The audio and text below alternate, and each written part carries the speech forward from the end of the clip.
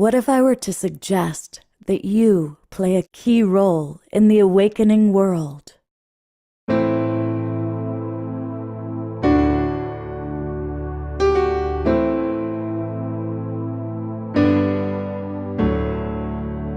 that you are watching this because you have heard the call.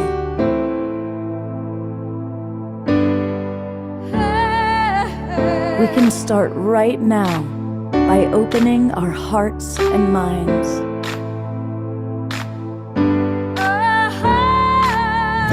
Welcome to the awakening world.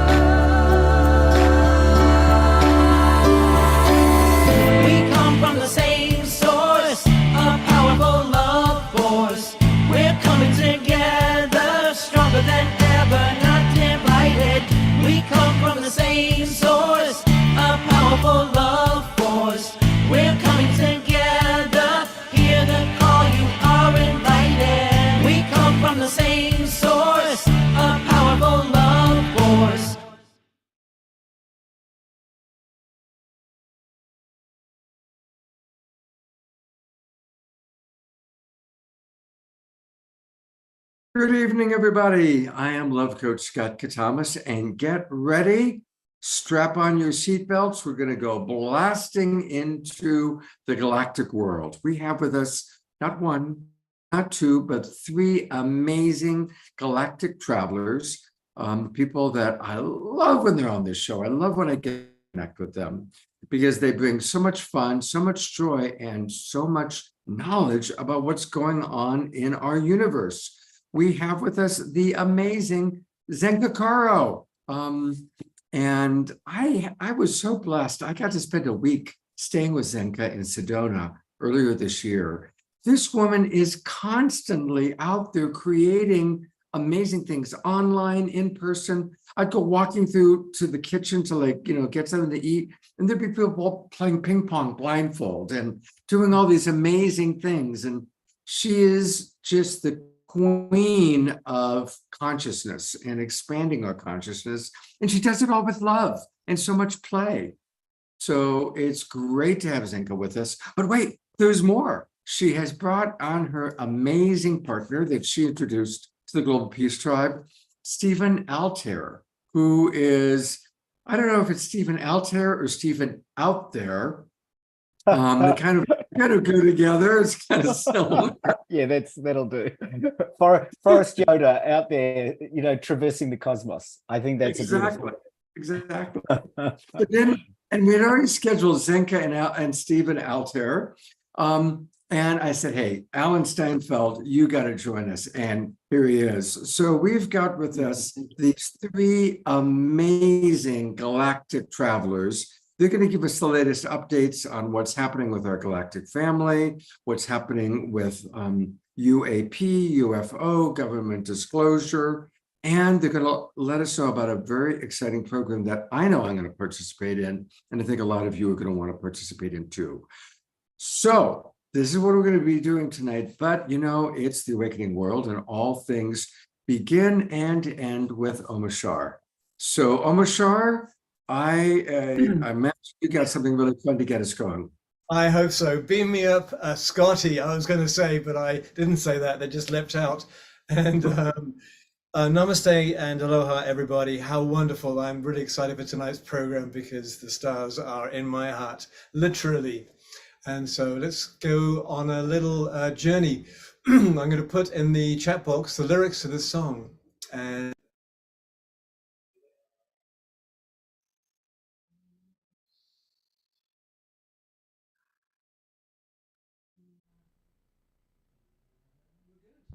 we're good.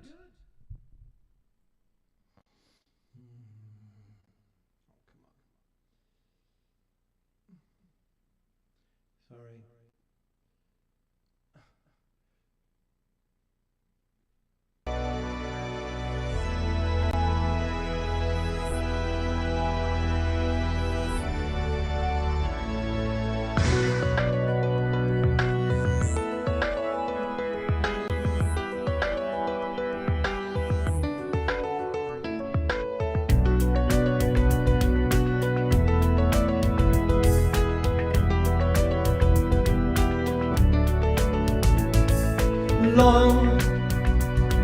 before. There was one father in the sky, and words did not confuse, and everything was seen as all one line. All that dreams and greens and breathes its life back into you, you into me into trees, it's all one line.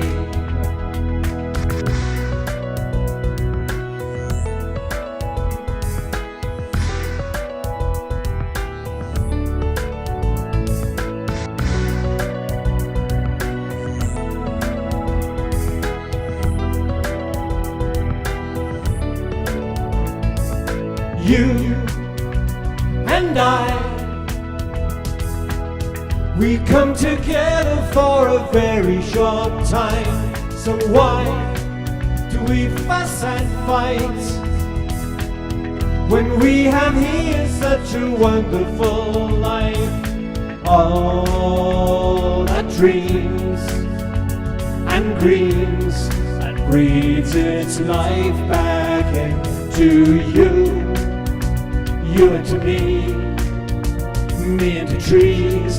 It's all one life back into you, you into me into trees. It's all one life.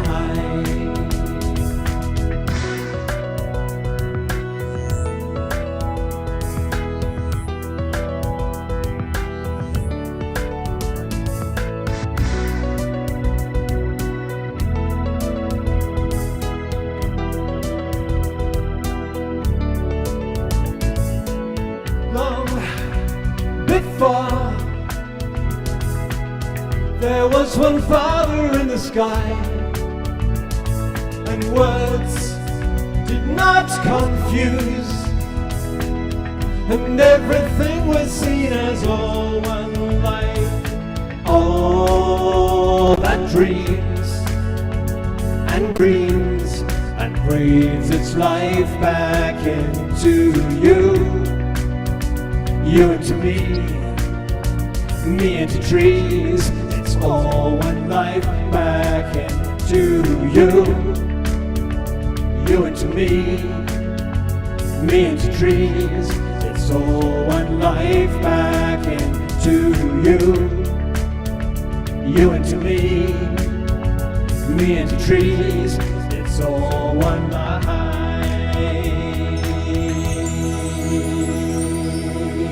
Yes, it is.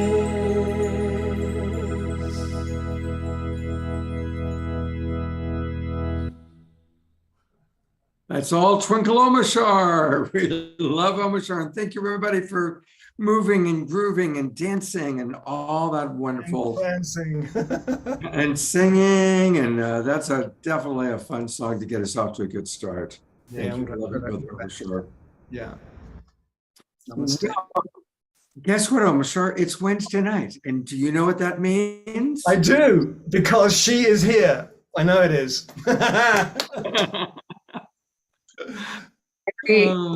I just randomly show up and manifest out of thin air almost. I think it's amazing, but not as amazing as our two guests. I love these two, and I'm always so grateful to have Zenka on. You just bring so much sunshine and joy into the world.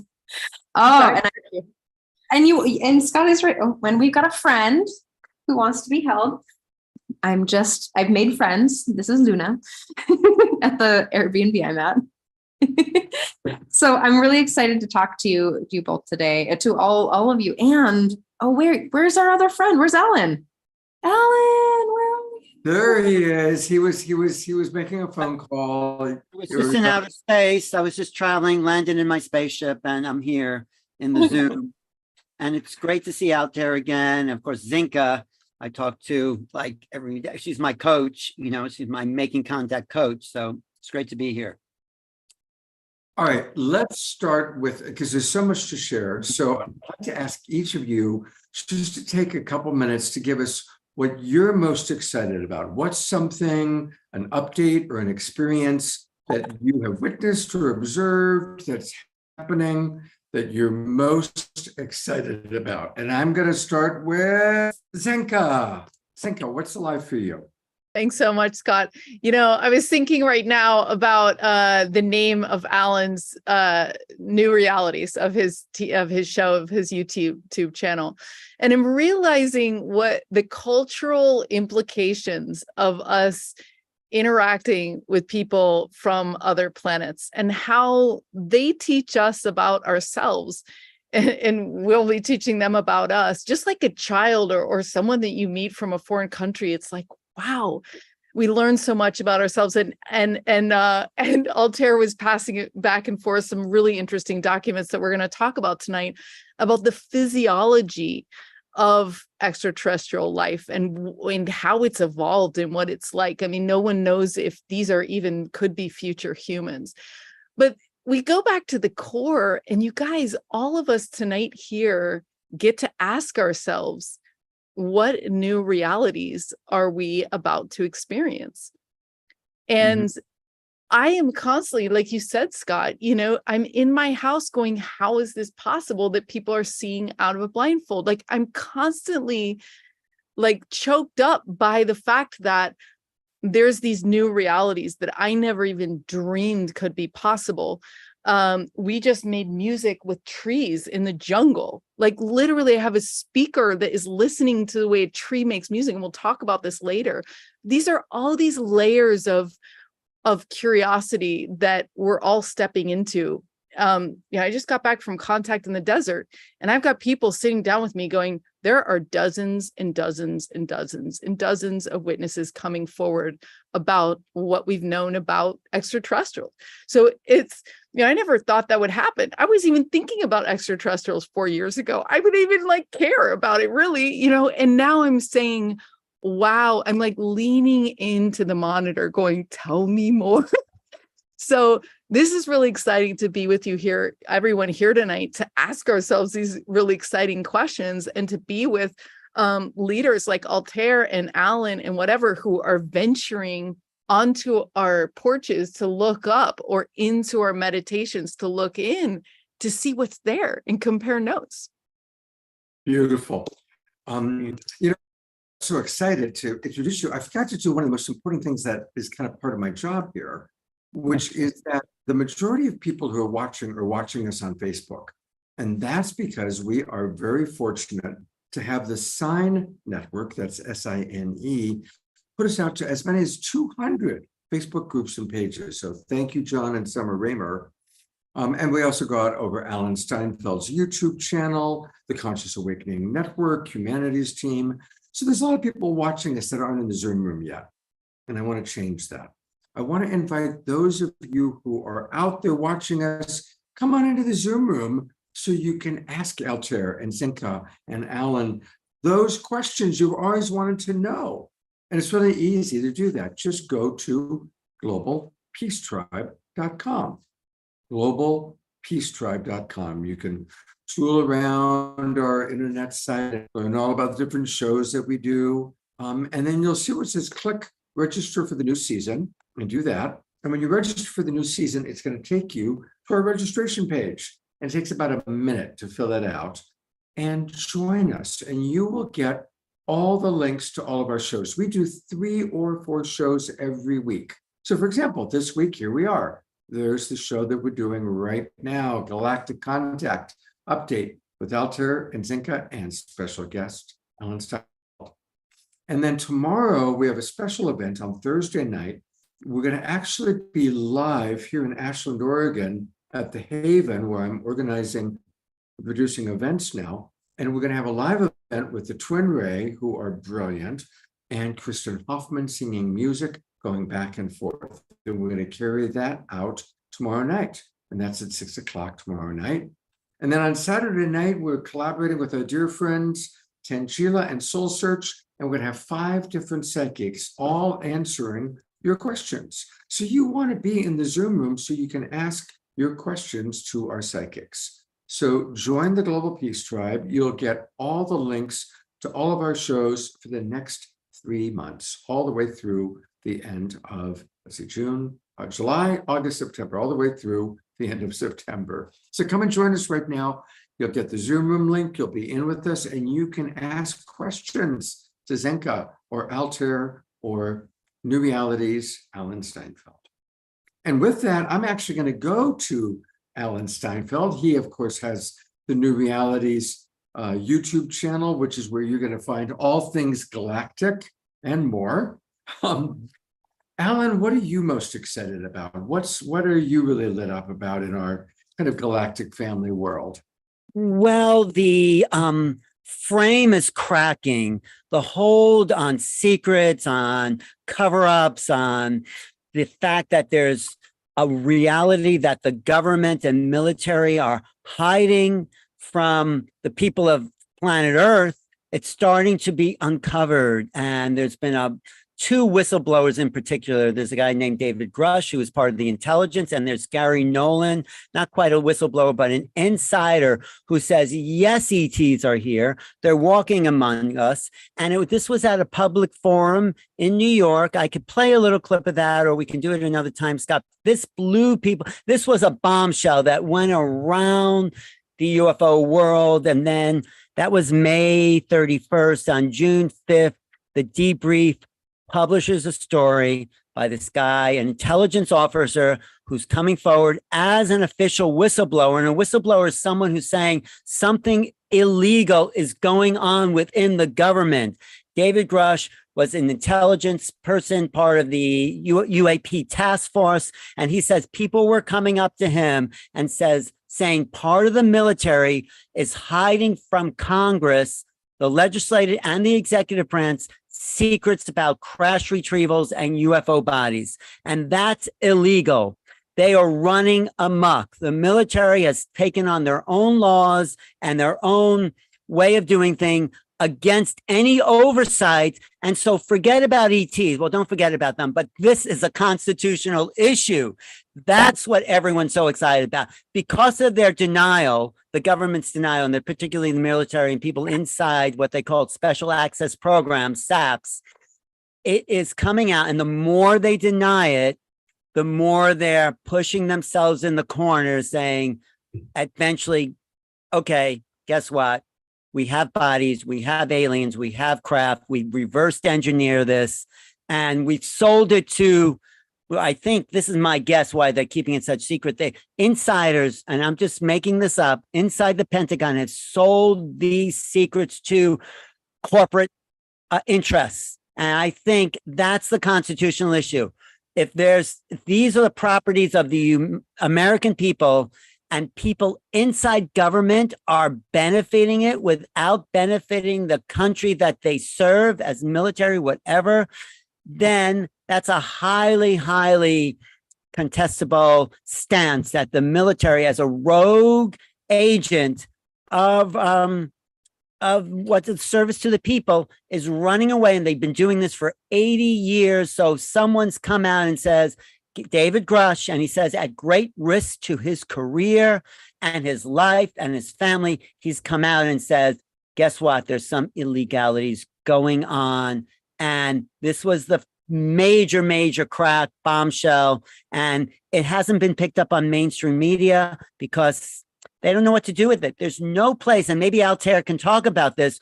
Where do we put ETs in the ordinary reality most people live in?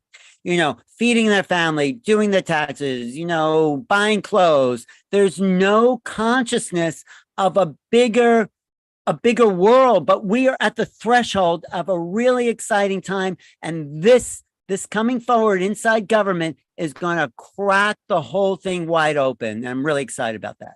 If you haven't noticed. Yes. The video that you have, is it embedded in your computer so you could show it and it would play well? And how long is it? I'll just show about 3 minutes of it. Let me see if can I screen share here? Yeah. Don't share it right now because I want to hear from Altair. Okay. But on our next round, I would love for you to share it. Okay. Okay, great. I'll do that. Yes. But we've got Stephen Altair with us, and he is a most fascinating, amazing human being. Altair, you travel all over the world. You are really kind of in touch with a lot of amazing people doing a lot of amazing things. And you're also helping those, no such thing as a normal person, but you're helping, people that are not necessarily contactees have contact. So what are you most excited about right now? Well, actually tagging right on to what Alan and Zenka were saying, and perhaps as a tribute to where you're sitting, Scott, I've been in, just in the last few weeks, I've been in many different parts of the world. And the biggest insight and aha that I've had is that a lot of the people that Alan is speaking about, so the leaders of our planet, who I have the good grace and blessings to be in touch with personally, so I'll get to sit with them in a room. It's all confidential. So nobody's allowed to share who these people are, but I can tell you they're the people at the top of the echelons of power on our planet. And they are all speaking exactly to what Zenka and Alan and Scott are speaking to. They are talking about their own direct experience of otherworldly, of beings that are contacting them from outside planet Earth.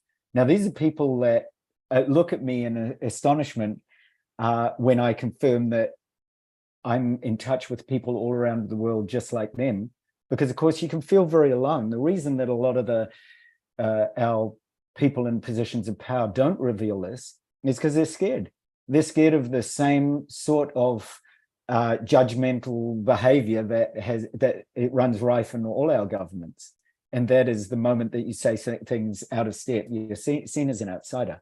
But I can tell you right now, in our governments and in our corporations and in our leaders of our planet, that exactly the same intuition that you've got, and that is that you are not alone and that we are not alone, is actually running right across our planet. So that part has really, really excited me, because I've been able to sit directly with those people who are in positions of power and actually hear directly, just as I have from astronauts and scientists across the planet, exactly the same thing. So I've been in the company of astronauts who have told me that same thing. When they're out there beyond the Earth, they receive downloads, they receive messages, they receive, unwaveringly reliable messages from out beyond our atmosphere, that other civilizations exist. And equally I've been in touch with psychologists and biologists who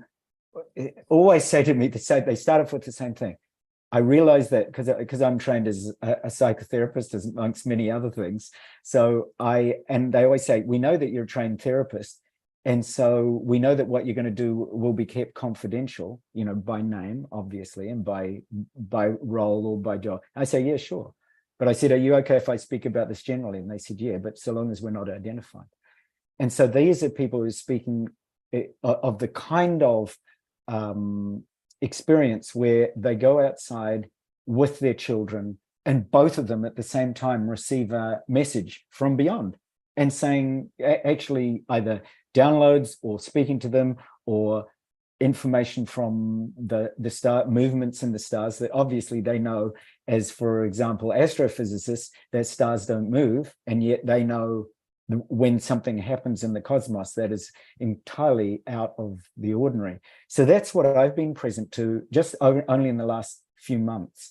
And so as you're listening to me, consider all the way. So this is the other part of this excitement. When people have shared this with me, so these can be military personnel, psychologists, heads of government, people who are at the head of the major corporations, our oil and gas leaders, when I say leaders, I'm talking about people who actually have the potential to flip the lid on this planet and actually support climate change, because that's why I want to be in their company, is I want to actually say to them, you're not alone, take a risk, actually get out of this zone where you're scared to actually make a move out of what's plaguing our planet and actually shift. And that's what happens, is that they actually start to realize that they're not alone, that we're all one human family, that we're love, and that we're all awakening together. So I feel very privileged to be able to do that.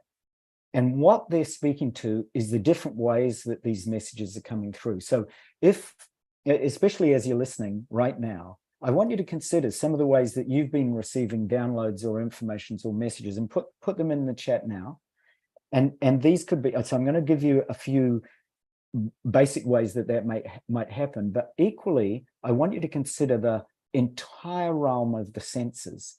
Now, here I'm speaking way beyond 5 senses. So traditionally, we often think of getting messages and downloads like, oh, I'm going to receive an actual voice in my head. Now, though that could happen, and that voice might say to you something directly or indirectly, that they're Arcturian or they're Pleiadian, right? They might actually come in that way, in that frequency. But equally, they might come just in speaking to the beautiful music here. They might come, songs might start playing. So I've had people who they've said to me, I'm receiving information, I don't know where it's from. I said, why don't you ask for guidance and ask for a sign? So they'll ask for a sign, and right at that moment, while we're speaking, their phone's ringtone will play, but it won't be their ringtone. It will be a ringtone from some deep past memory that they've had. So this has happened. I tell you, it's so amazing when it happens. Their phone will ring with a tone that they have not programmed. And it's actually, for example, it's a song that they used to love as a child, and it's playing on their mobile while we're speaking. So those kinds of, so really look beyond where you think, you know, the narrow bandwidth of where you think you might receive messages from. And look way beyond that. Can be buzzing, high frequencies, all kinds of different sounds, you know, intuitions that you get where, and I'm going to give an example a bit later on of a few ways that this has happened even to my family and I. But consider beyond the realms of the traditional senses that you tend to think of. So we tend to think, you know, touch, taste, smell, you know, hearing, and so on. Now, consider this, for example, that you might be out there. This is often what happens to my daughter. You might be out there under the sky. So consider not just your physical senses like, oh, I've got to see one. Just think in pure directional terms. So my daughter will be, she has a very magnetic, you know, directional response to ETs. So she'll be out there under the night sky, and she'll suddenly turn in a particular direction with her eyes closed, without looking. And she says, there, Dad, there. And of course, a moment later, there'll be a shift in the skies, and there'll be a craft that will appear, move, and then disappear. And like that, so be aware of all the different kinds of senses. So I'm going to name a few that you might not have thought of, remembering, like in sight, for example, there are many different types of sight, such as polarized light, such as seeing without the physical eyes, such as heliotropism, or a sense of plants that Zenka was just speaking to. So you might actually get messages through the organic material in the planet. You might also, some of you may be able to have a sense of the visibility or invisibility of your own self, or even of beings that come around you. So think beyond the, so this is often related to our ability. Some of us, for example, you'll go in a room and people might not be even aware that you're there, and you have that natural ability. So consider the kinds of information that you're receiving. So this can be to do with luminescence or transparency, or and in fact, I received a message a couple of days ago from a wonderful soul who said, I can't believe it. I've had these amorphous beings actually appear in the sky in a transparent craft, and there is absolutely no doubt. I've experienced the same thing. I've experienced that direct contact with beings who have that sense ability, if you want to call it that sense of visibility or invisibility. We also have sensitivity to, for example, infrared rays, X-rays, gamma rays. So consider right at the moment, you know, when you actually start to receive information in light form. So I get lots of different light frequencies that come through. And I was just in with a beautiful soul who asked for a sign, and I received the sign. So also consider the possibility of the kinds of partnerships you can work in. I remember working with channels some years ago, some who could hear and some who could see, and I suggested they pair up so that the ones that hear actually then are working with the ones that see. So be open to, you know, non-visible radiation of light, you know, including, for example, gamma ray. You may actually find your brain responds to that. Consider that you may be able to pick up energies through senses. So that like temperature. So you might feel suddenly a warmth or a tingling as you're starting to turn into the extraterrestrial communication. So that might be because you're actually tuning into either a planetary habitat that you're familiar with from past lives or from your own extraterrestrial family. So all of that, once you start to feel, and I'm very tuned into an electromagnetic sense, so the gravitational field. And quite often I feel, and I'm sure many of you can relate to this, you can feel shifts in the magnetic field of the planet. That's a completely different sense. And that may be because many of you are actually attuned to different magnetic fields that are not from this planet. So if you feel that sense of lightness or buoyancy, or the reverse, this deep, strong heaviness, it may mean that you're actually connecting again with extraterrestrials from a planet whose gravity is much heavier than ours or much lighter than ours. Now I can go, I've got like hundreds of these senses that I could point you to, but those are just a few that really start to where you start to question the openness and the way we've defined it in such narrow terms. So I want you to think broad, and I want you to think vast, and I want you to be really open to the power of the senses to connect you with those universal messages from the cosmos. Beautiful. Wow. All right, let's all breathe that in. We're going to go to Trish and Zenka and Alan in a moment, but I do want to read some of the comments. So again, Altair asked a really great question. He asked, what are some of the ways that you receive messages? And I really am appreciating some of the responses that we've gotten. So I'm going to read some of those responses. Susan writes, once I asked a question while at the beach, and a whale leaped out of the water very, very close to shore. See, there you go. That's a great example. Pamela Luz Butters is with us. I love you, Pamela. She writes, a voice that comes through with a stream of thoughts and insight I was not thinking of. Automatic writing, lucid, waking, dreamlike vision. So there's 3 examples that Pamela is providing. Bridget writes, I have traveled off planet in my multi-dimensionality, soul travel. She also writes, bird tribes messengers visit me and bring me messages of light, love, peace, and joy. Reverend Jeffrey always reminds us that we are in the flow of the divine love-evolution plan. Susan has a question, which one of you can get to in a moment. How do you know when you are traveling off planet? And Bridget writes, I've been on spaceships. When asked to see what is for my highest and best, I had my hands on the control panel of a sound frequency generator that was amplifying sound healing frequencies and directing them to war-torn areas on Earth, where light workers who were injured were put back together and healed. Whoa.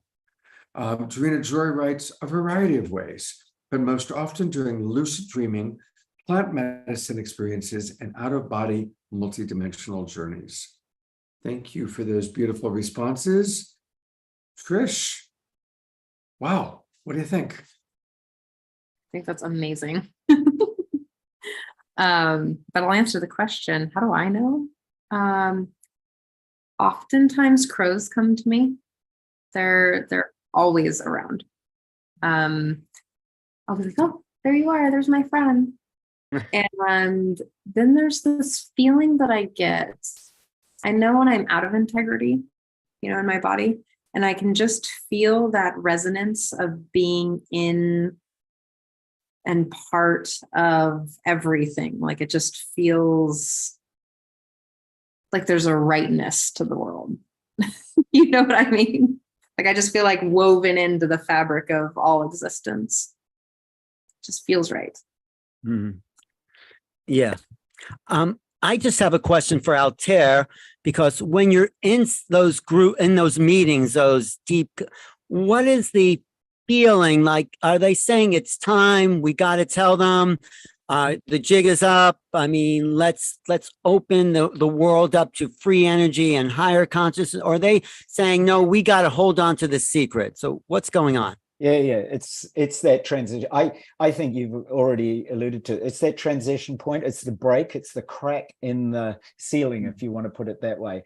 it feels exactly at that point. Most of these souls are obviously got to those positions by working through their echelons of power, are saying, you know, I'm telling it to you, to me, because they feel that trust or that ability to want to open up to that. You know, are you ready to open this up to your board or your, you know, to your governments? Or, you know, I'm ready when I hear that there are a number of other people that are ready to do that. And I say, do you realize how many people actually tell me the same thing that you're telling? And I said, that's where we need to be able to connect everybody together. So all these people are in those positions. So we're at that cracking point, Alan, really cracking point. It is so close. I mean, I give it to, I think many people have spoken about 2024 and 2025. So when I've spoken to people about what they feel, you know, those same people or what they feel the shift, they've said 2024 is the crack. They said there's going to be all sorts, you can feel it, the earth shifts, the climate changes, the economy cracks, all of that, the challenges that people, so 2024 is the crack and 2025 is the opening. So 2025 is that full reveal where the whole planet will be in no illusions anymore about the opportunity for us to be in a cosmically connected civilization. So yeah. And let that sink in, you guys, because there are different ways to make contact. And so in 2 years, you might make contact by literally talking to someone in the physical world that has a different color of skin. Okay, so that is going to be happening very soon. The other way to make contact is talk to someone who's had past lives on other planets. Right. We all talk about our fact that, like, we're not this skin, we're not this vehicle, we've had other lives. So there's people, there's scientists, there's people like all of us on this call that identify with galactic wisdom and knowledge and experiences that we're bringing here. That's another way to make contact. The third way is to actually see a ship. And obviously the best way to do that is to go outside and look up and set the intention. And it's really easy when you do it with a group of people, 8 or more, you know what I mean? And even more. And then the fourth way is to actually raise your vibration to get the preview, right? So we're going to see this big movie. It's going to be landing here. You know, the ships have already come. People have already had meetings with them, whatever. But if you raise your vibration, you can get that dimensional interlock, right? Where you're sensing it, just like people talk to dead people. It's the same thing. It's a dimensional interlock where you might be feeling goosebumps, you might be seeing something, you might be getting a telepathy. I mean, or you might be getting physical evidence bleeding over, like we do on the radios and with our lights and all the stuff. So there's all these like ways to connect, but we need you guys as pioneers to soften this shock and be the pioneers and the explorers that you are, because this is fascinating to ask them, like, even just to ask someone who's crossed over, like, what's it like over there? What does it feel like? You know, Zenka, I think a key is that it's a shift in reality, a shift in perception. So you mentioned new realities, which is always fascinated me. We have to perceive the nature of reality different than what we think it is. And that's the biggest transition. This is why the military is so hard. They just want to make weapons. How they, you know, it's a consciousness shift of a different orientation to reality. It's like you're standing on your side, sort of like the world is different and the power of thought is different. And Altair, I know you go into those different states and bring people there, and that's a big part of your work, but that's what the planet's going to have to know. So, or you just wait 2 years and just you'll just be there. You know what I mean? So we're at this crack. We're at this interesting thing. Go ahead, Altair. Well, I was just going to say, and I think it's Daran who's is that right? Have I pronounced your name correctly?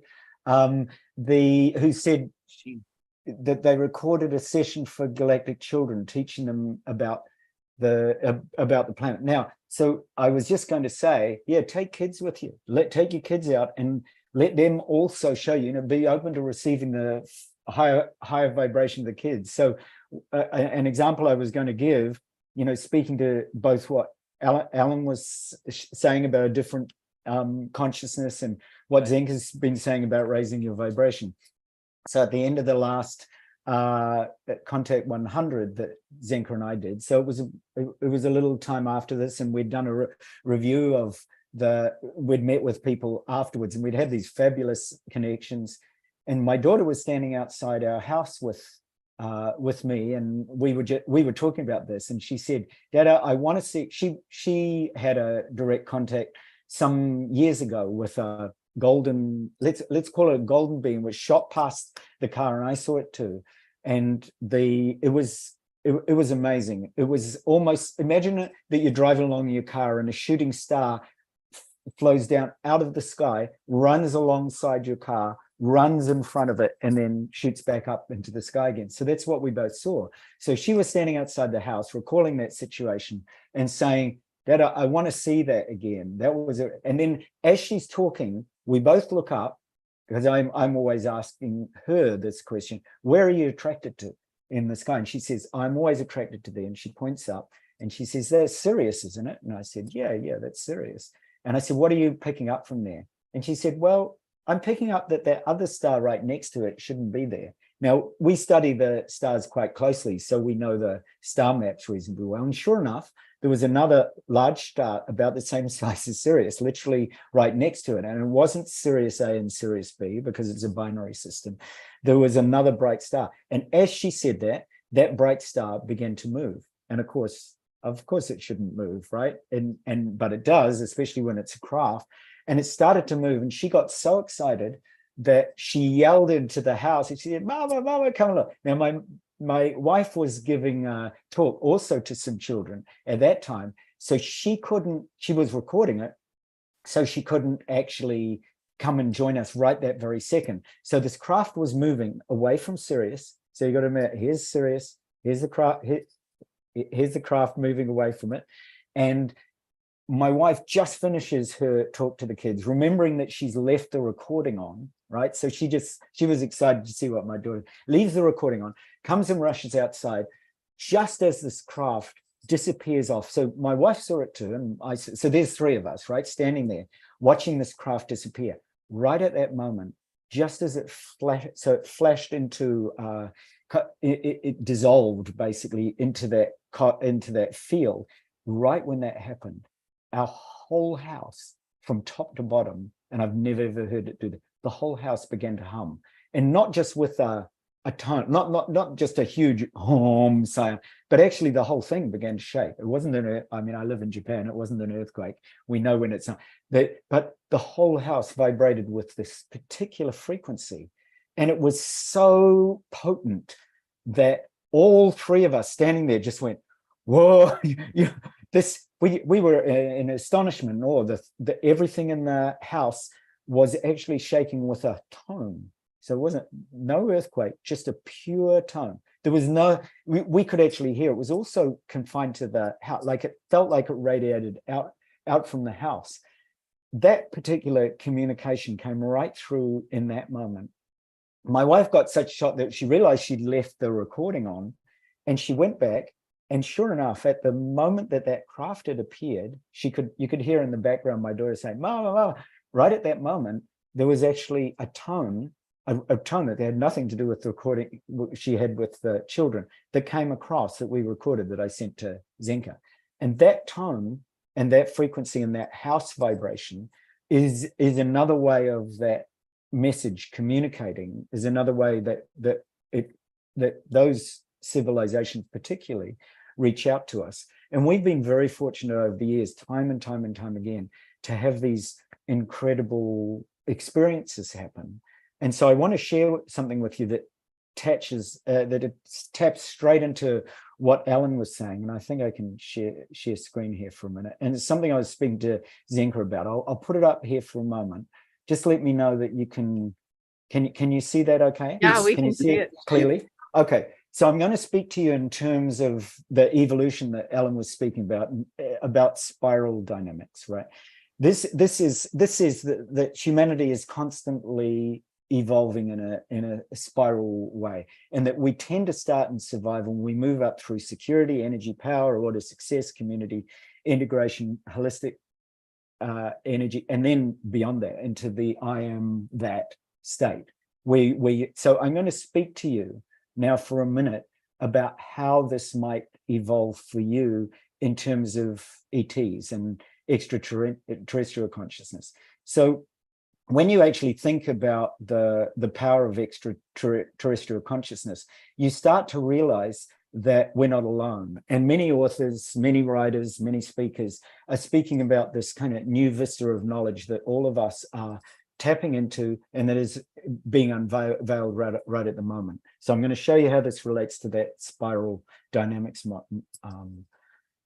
model. So at the moment, we're being prepared. Those of us who are feeling that higher vibration are actually being prepared for what's coming, and what's coming is nothing less than the prophecies of all the great traditions. So I, fortunately, through my work over the years with different luminary souls like Masaru Emoto, the water molecule man, and he put me in touch with lots of indigenous groups, and they were all speaking about the same thing, about the prophecies of the coming of this new heaven on earth, and the way that is actually a multi-dimensional reality. So it's actually time for humanity to recognize that what we're actually discovering, what many of us is discovering, and all of you who are listening to this are feeling this, right, in your body. You can feel that there's a multi-dimensional reality that's marked by freedom and unlimited possibilities. So while you're listening to me, I love to keep you on track. While you're listening to me, think, feel, sense the most unlimited possibility that you'd like. What is it in terms of ETs or in terms of your life that you'd love to have? And if it's unlimited abundance, unlimited communication with other civilization, whatever it happens to be, knowledge of my past lives, can you write that down in the chat? So write down, what is it when I say the word unlimited possibilities, what do you turn into? So it's time for us to realize that we're actually made with that evolutionary capability. And we're discovering, of course, once we broaden that consciousness, we start to discover that the universe is much bigger than what we thought. And also, and particularly with what Ellen was saying, much bigger than what we're told. Because recognizing that science, with all its wonders, actually has telescopes that allow us to see, but they're only seeing an extremely small percentage of what is there in terms of the cosmos itself. So what we're realizing is, we're not alone, and that what science is calling the multiverse, that we actually have abilities to connect to those multiple dimensions through actually understanding that we need multi-dimensional senses. Now, to do that, what we start to do is we start to want to explore, and taking that spiral dynamics model, what we start to realize is, by being connected to multi-dimensions, just as all of you are, so all of you are connected to multi-dimensions, whether this is conscious or not, then we are going to be at lots of different levels of evolutionary development. I'm going to name some of them for you. And when I do that, I want you to tap into that. And again, write in the chat furiously, if you start to get downloads or connections, what kind of evolutionary development are you working with at the moment? And how does that help your community? Just as Zenka was saying, you might be able to tap into past lives. You might be able to tap into traveling on craft. You might be able to tap into a really embodied sense of a particular ET civilization. So this includes communities of cosmic origin that you're tapping into right now. So when you consider the spiral dynamics model, here's the way that you can consider it. And this goes right to what Ellen was saying, is about what level are the are the leaders of our corporations, the leaders of our governments, the leaders of the rule makers, and so on, where are they at? So the very first one, the bottom part that I spoke to you about, so if you remember that spiraling model going all the way from survival up to the holistic top, if you want to look at it that way in a linear fashion, remembering that it's spiraling.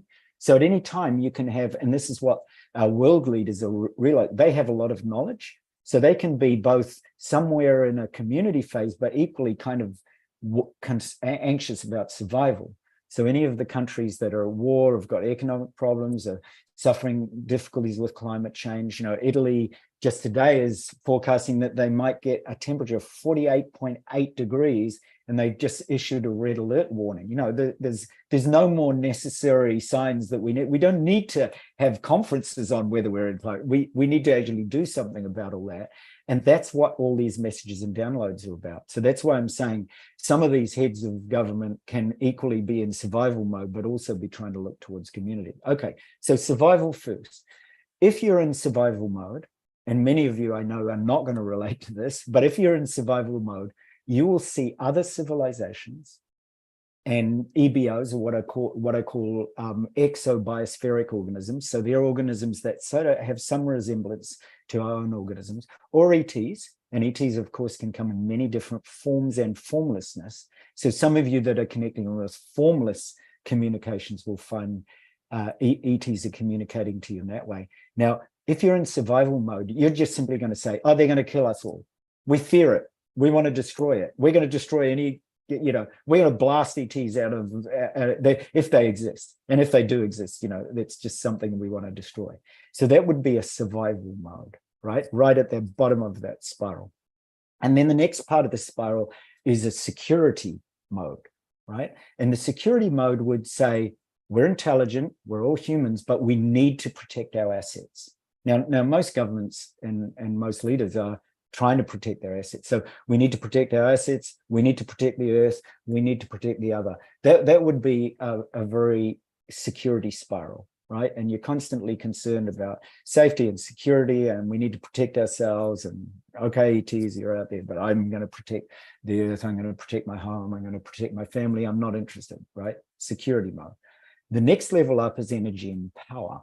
So when you're in energy and power vibration, speaking to what Zenka was saying about raising our vibration, when you're in the dynamics of energy and power, then you're saying somewhere, subconsciously or consciously, others take my energy and power, so they will have power over me. So ETs can't be friendly. They're going to, somewhere or another, I accept they might exist, but they're just going to have some sort of power, and I'm worried about energy and power, so I'm going to conserve mine.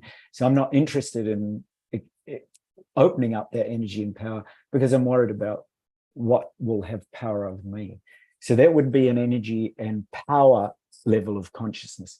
And a lot of governments, a lot of scientists are in that one. Oh, we got to be more concerned about our Earth rather than being concerned about what's beyond it. Okay, the next level is order.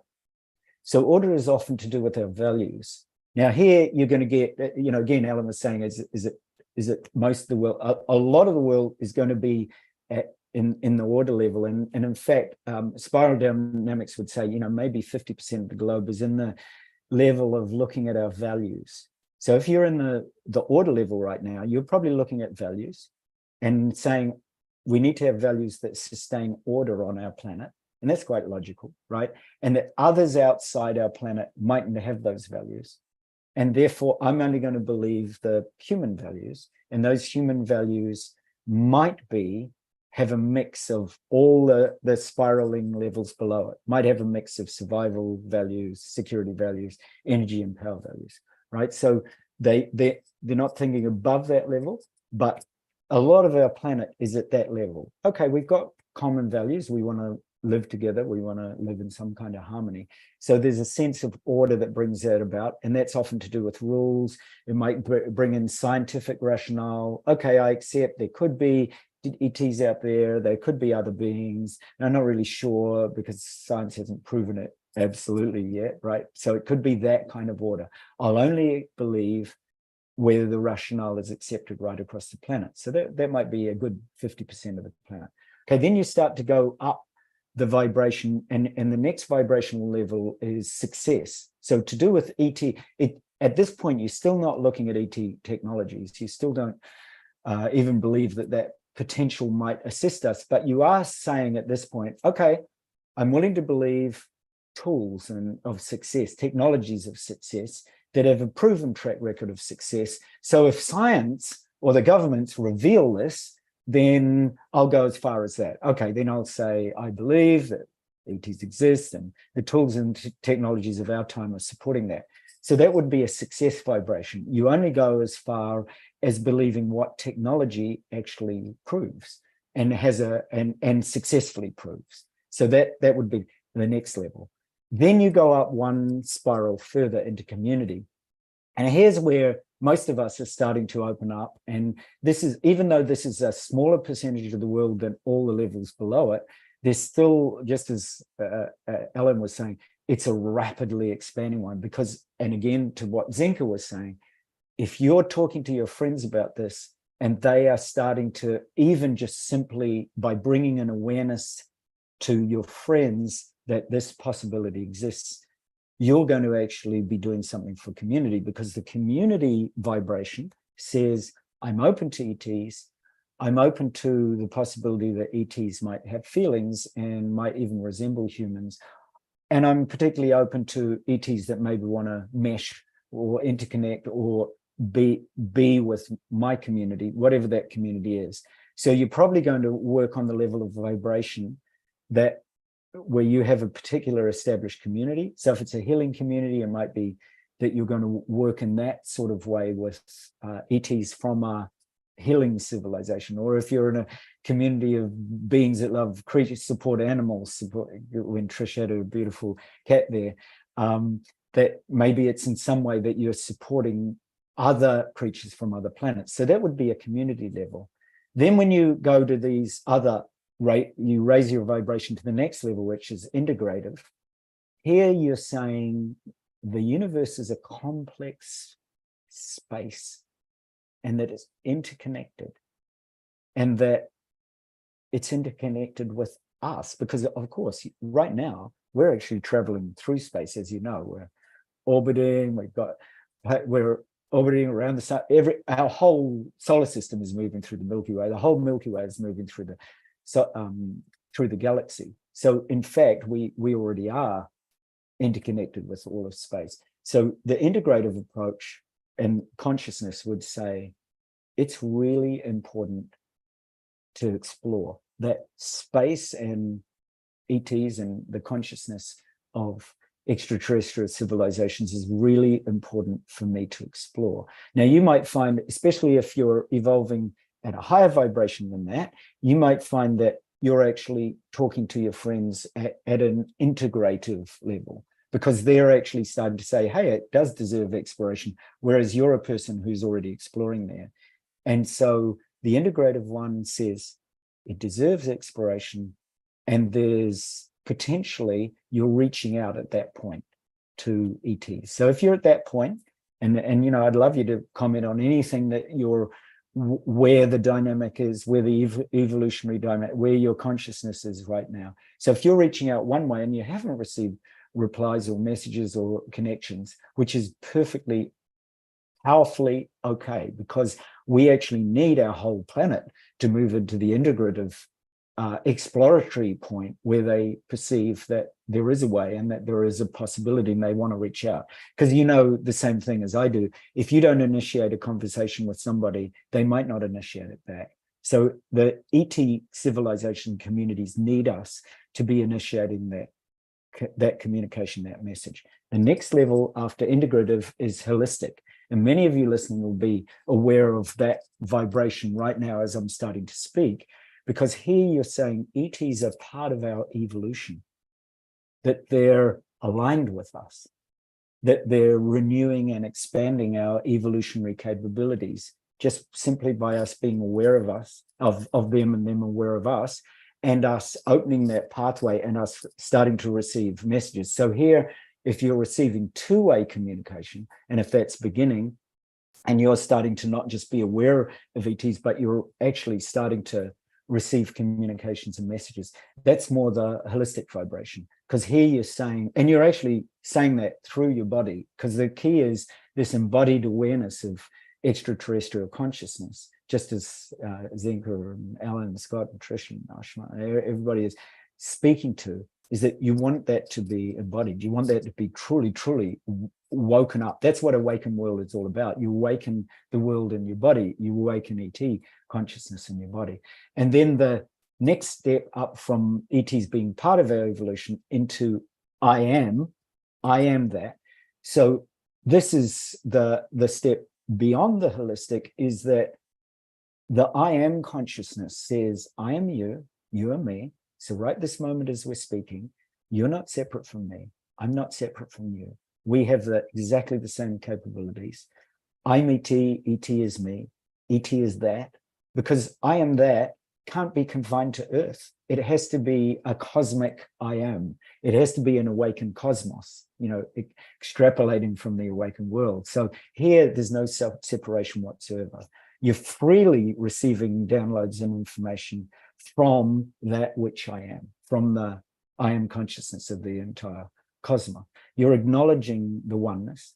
You're acknowledging the one love, the one tribe, the awakening world, the awakening cosmos. You truly are at that point, and you actually live it. And that vibration actually awakens our whole planet. And it's that vibration that Scott and the wonderful team here has been pointing to again and again and again over all these episodes, over all these meetings, is that we are that. We are that awakening world. And when we awaken the world, we awaken the cosmos. And that's what the world is waiting for. It's actually waiting for you. So I'll pass.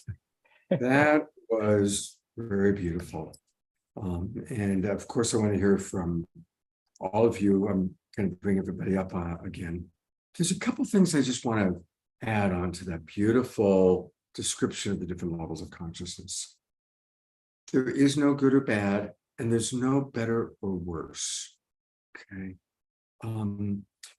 And so I want to speak to those of you who might be watching who maybe relate to some of the first ones that he talked about, or some of you who maybe haven't had as many mystical experiences. I believe that we are in a dream world. And I'm going to make a statement, and then I want to hear how Zenka and Altair and Alan and Trish relate to this. But I believe that we're in a dream within a dream within a dream within a dream. It's very like that. And so we are all having our own personal dream. And our personal dream is influenced by so many things: our genetics, our epigenetics, our life experiences, the trauma of our lives, the big successes of our lives, our religious upbringing, our religious disillusionments. There's a lot that shapes our archetypal way of seeing the world. And we have to be sensitive and understand that there are 8 billion different pathways to awakening, to evolution, to maturing. 8 billion different ways of getting there. And it's all life wanting to experience itself as Altair, as Zenka, as Elena Joy, as Dara, as Trish. It's all existence wanting to experience everything it can imagine.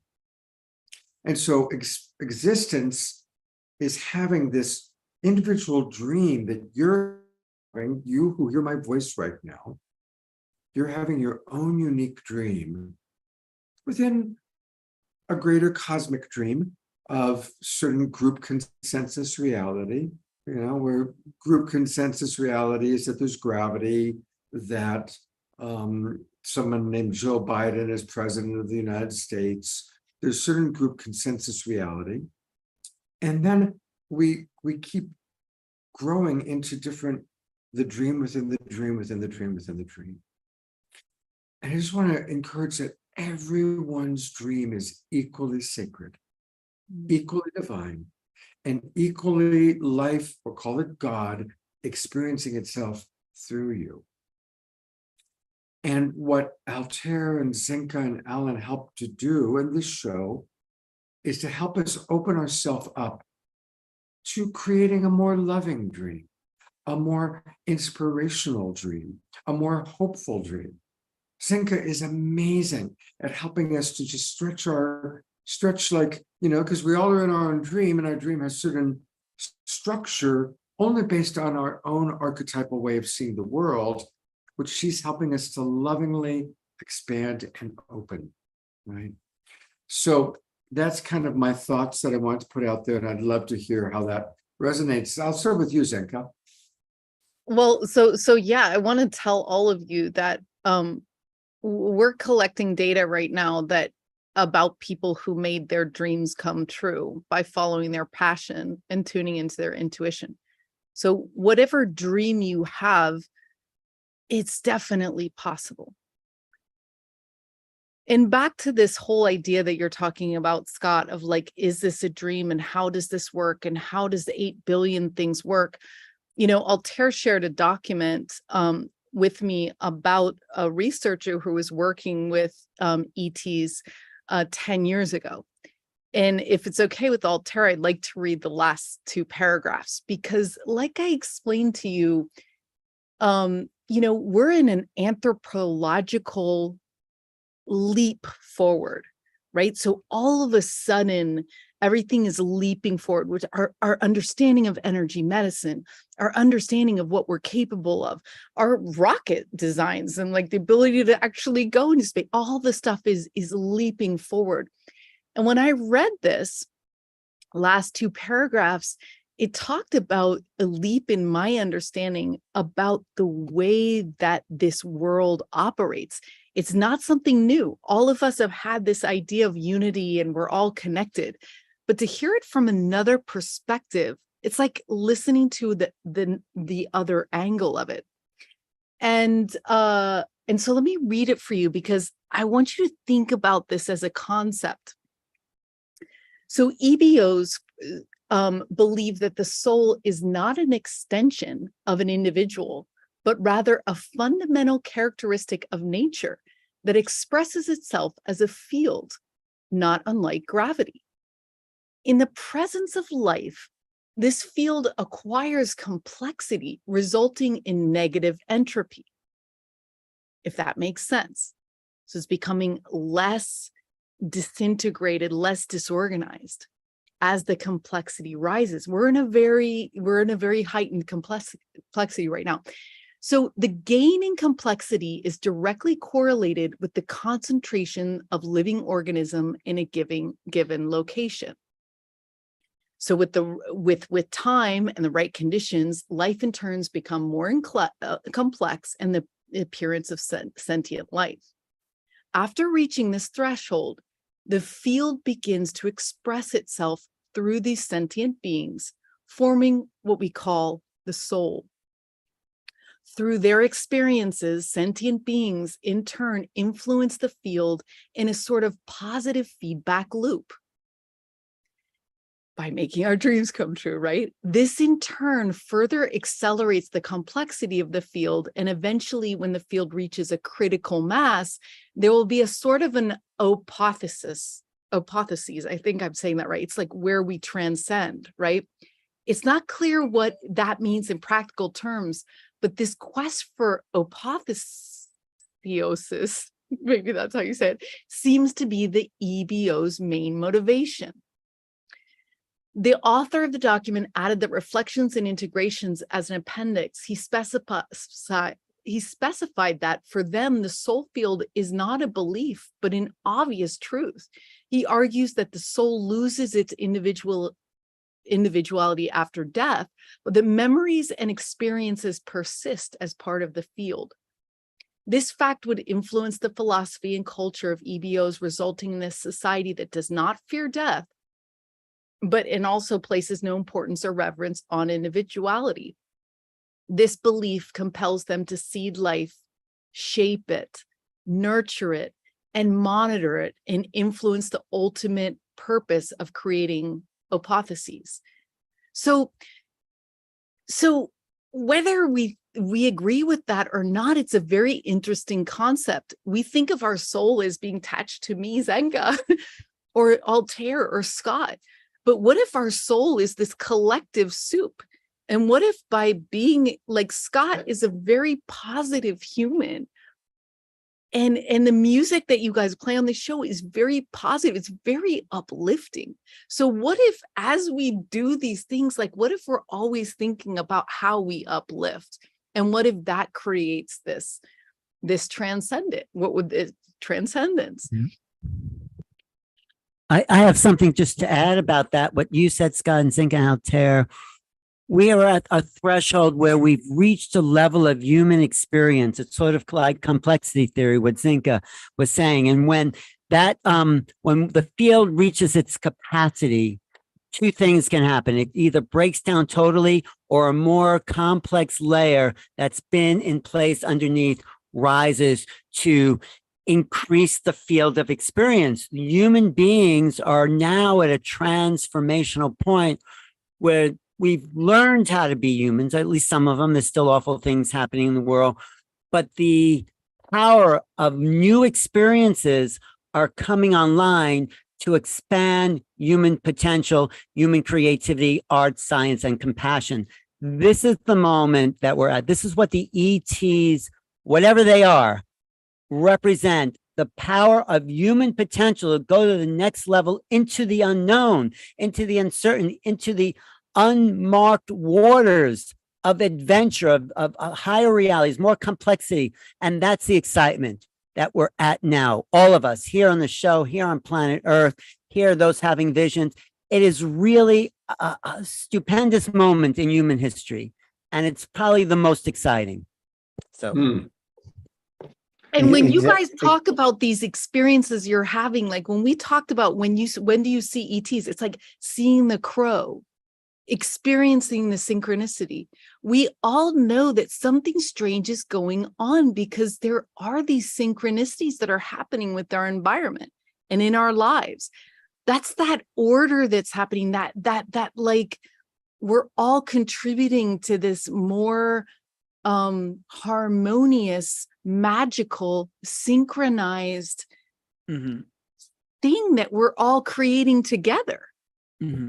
Yes, we're going into the liminal space, the space between realities, the space where nothing is certain. It's what scientists predicted 100 years ago, the quantum physics. If the observer affects reality, what if everyone knew that and they were affecting reality and starting to merge into their new worlds because something is calling us. The unknown is calling us to rise to the occasion, to be these super multidimensional beings that we really are. So when I teach remote viewing for Zenka's LightNet, I've taught 32 weeks of it by now, Zenka. People realize that their consciousness is non-local. How is that even possible? But they're doing it. They're seeing blue blindfolds there. She has a levitation course going on. I haven't done that yet. But anyway, something miraculous is happening to human beings. And it's really a lot of fun, Scott. It really is. Yeah, and this is the dream of heaven. You talk about the dream, Scott. This is the dream of heaven. We all have some sort of a heaven in our head. And that is the dream. And it's starting to fall into place little by little as we heal ourselves. Like the dream, like what we're creating is getting better. It is. The world is getting better. We are moving into new realities of greater. It's a chance we can all live the best life possible. Imagine these ETs are not filling up their gas tank to get here, whatever's in the sky. They're using a technology that doesn't enslave us to the fossil fuel systems. And so that's freedom. It's freedom to be the creators in creation as alive and beings. We're incarnate to create, and with the possibility of free energy and a utopian vision. I know it's utopian, but you may say I'm a dreamer, but I'm not the only one, So someday, what's happening, that someday is now, and we are the people. So, and I invite you guys to use the inner outer philosophy that we have. Like we know our inner world can create the outer world, all those things.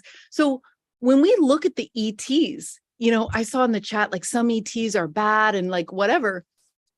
That or some ETs have dissected humans, and so we've dissected them too, and like we've dissected each other, and you know what I mean, in Nazi Germany, like so.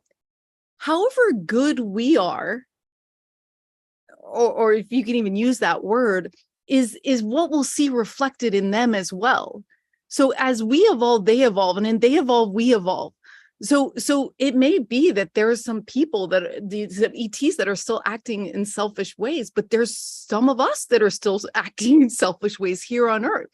So again, it could be a mirror thing that happens. I don't know, maybe not. No, it is, Zinka, because when military go to places like Skinwalker Ranch and they're looking for weapons and how we're going to use this ET technology, they get very negative experiences. When people go there with love and possibilities, there's a lot of healing that goes on in interaction with these orbs and these ETs being, so they are amplifying the reflection of consciousness. And that's why that's obvious in the vibrational shift of the planet right now. It's amplifying whatever you are. It's bringing out the positive more and it's bringing out the negative more. And you could just see that in people around you, either having a great day or having an awful day. So yeah, same in regular life. You know what I mean? But it's amplifying. We are in transformation, transition, awakening, whatever you want to call it. To show us something. It's trying to show us. All this is trying to show us something. And what is it? Maybe it's ourselves, Zenka. We really love, are. like Scott said, it's all about love, coach. Yeah, exactly. It is, just as Scott said, and as you're all pointing to, it is the dream within the dream within the dream. And here, right this moment, you have the opportunity to do exactly what Eleanor Joy just said. Where your attention goes, energy flows, right? So I'm just going to invite you just for a moment to put down in the chat, again, if you go back to that unlimited possibility, like we literally are the dream within the dream within the dream. So if you expand that dream, just to make this very practical, consider a connection that you would like to have. So Scott kind of alluded to this before. Some of you might feel you haven't had connection, some might. So consider and just write down, because something happens when you actually write this down. So I'm going to do this connection with the Pleiadian civilization because I've had that connection since I was a small boy. And it always arises for me in terms of a silver light will actually appear both in my consciousness and in the room. And what I want you to do is to suspend all limitations. So you're going to, anything where you've thought that you couldn't actually do this, I want you to actually, so write it down on a piece of paper or write it in the chat or do both. Because once, again, speaking to what Eleanor was saying, where your attention goes, your energy is going to start to flow that way, even as we're speaking. And I'm just going to give you a simple breath to do. And then I'm going to encourage you throughout your day, first thing when you get up, before you drink your cup of tea, before you sit down and open your emails, before you connect with your next friend, before you go out your door, before you start your car, when you're sitting in the car, whatever it happens to be, that you do this one simple breath for 24 hours, the next 24 hours, and then write into Scott and the Awakening World and Zenka and LightNet and let it, and to Ellen and all the things that we're doing. Write to any one of us and tell us what you experience in the next 24 hours by simply bringing your attention into that flow. So right now I'm going to connect with the Pleiadian energies and I'm going to guide you. So I'm going to do a 3-breath feeling of this. And I'll describe it conceptually first. You're going to actually breathe in the light of that civilization. Without you knowing, you don't have to go to where you think that might be. You're just going to trust. You're going to trust the collective here, that all of us are tuned into, exactly as Scott said, the dream within the dream within the dream. In other words, in that vast dream of consciousness is actually that unlimited potential for you to connect to, in my case, the Pleiadian download, the Pleiadian message, the Pleiadian power, or the Pleiadian consciousness. And you're going to take in a breath. So we're going to do it 3 times. You're going to take in a breath, that light, and you're going to hold it. So for just a few moments, you're going to hold that breath and saturate your body from head to toe. So I'm going to guide you really swiftly. I'm going to say, saturate your crown, throat, fingers, down to your belly, into your toes, right? You're going to saturate your whole being with that consciousness. And then you're going to radiate that consciousness out to all of us instantaneously, because we're all going to pick it up. In other words, each one of you is actually supporting each one of us in this collective awakening world that we're present to right this moment. So you're going to do that breath 3 times, right? So you've got it, you've named whatever consciousness it is that you want to tune into. And it might be a more, it might be you might relate to the Pleiadian energy, which I'm connected to, as unconditional love. So now write down that second quality, write down the actual feeling quality that you associate with the Altairians or the Vegans or the Pleiadians or whatever it is that you're connecting in, the Syrian binary system, whatever it happens to be. write down the quality now, because now you're starting to turn in deeper and deeper, into that spiral connection I was talking about.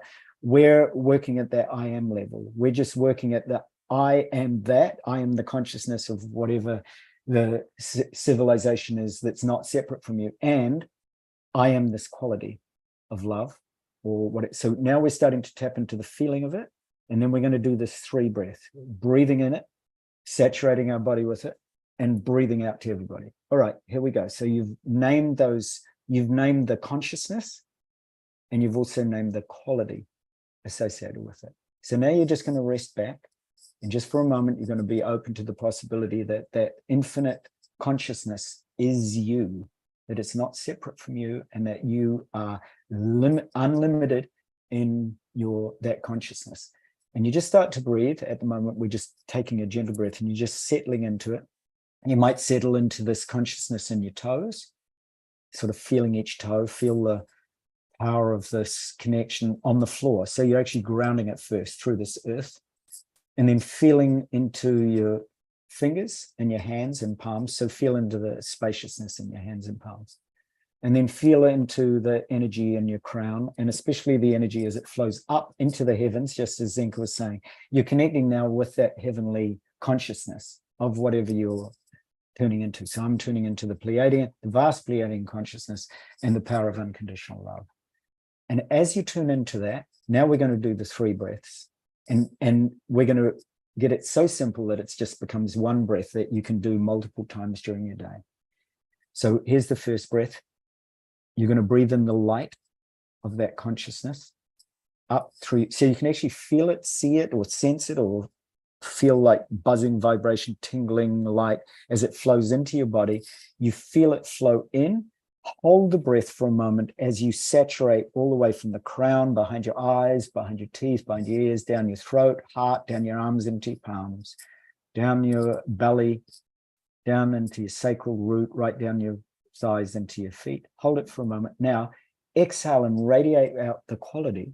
So in this case, I'm exhaling out that quality of that unconditional love to each one of you, every single one on this call, every single being that's tapping into Facebook. You're radiating that light or love or peace or whatever the quality is. Now we're going to do it a second time.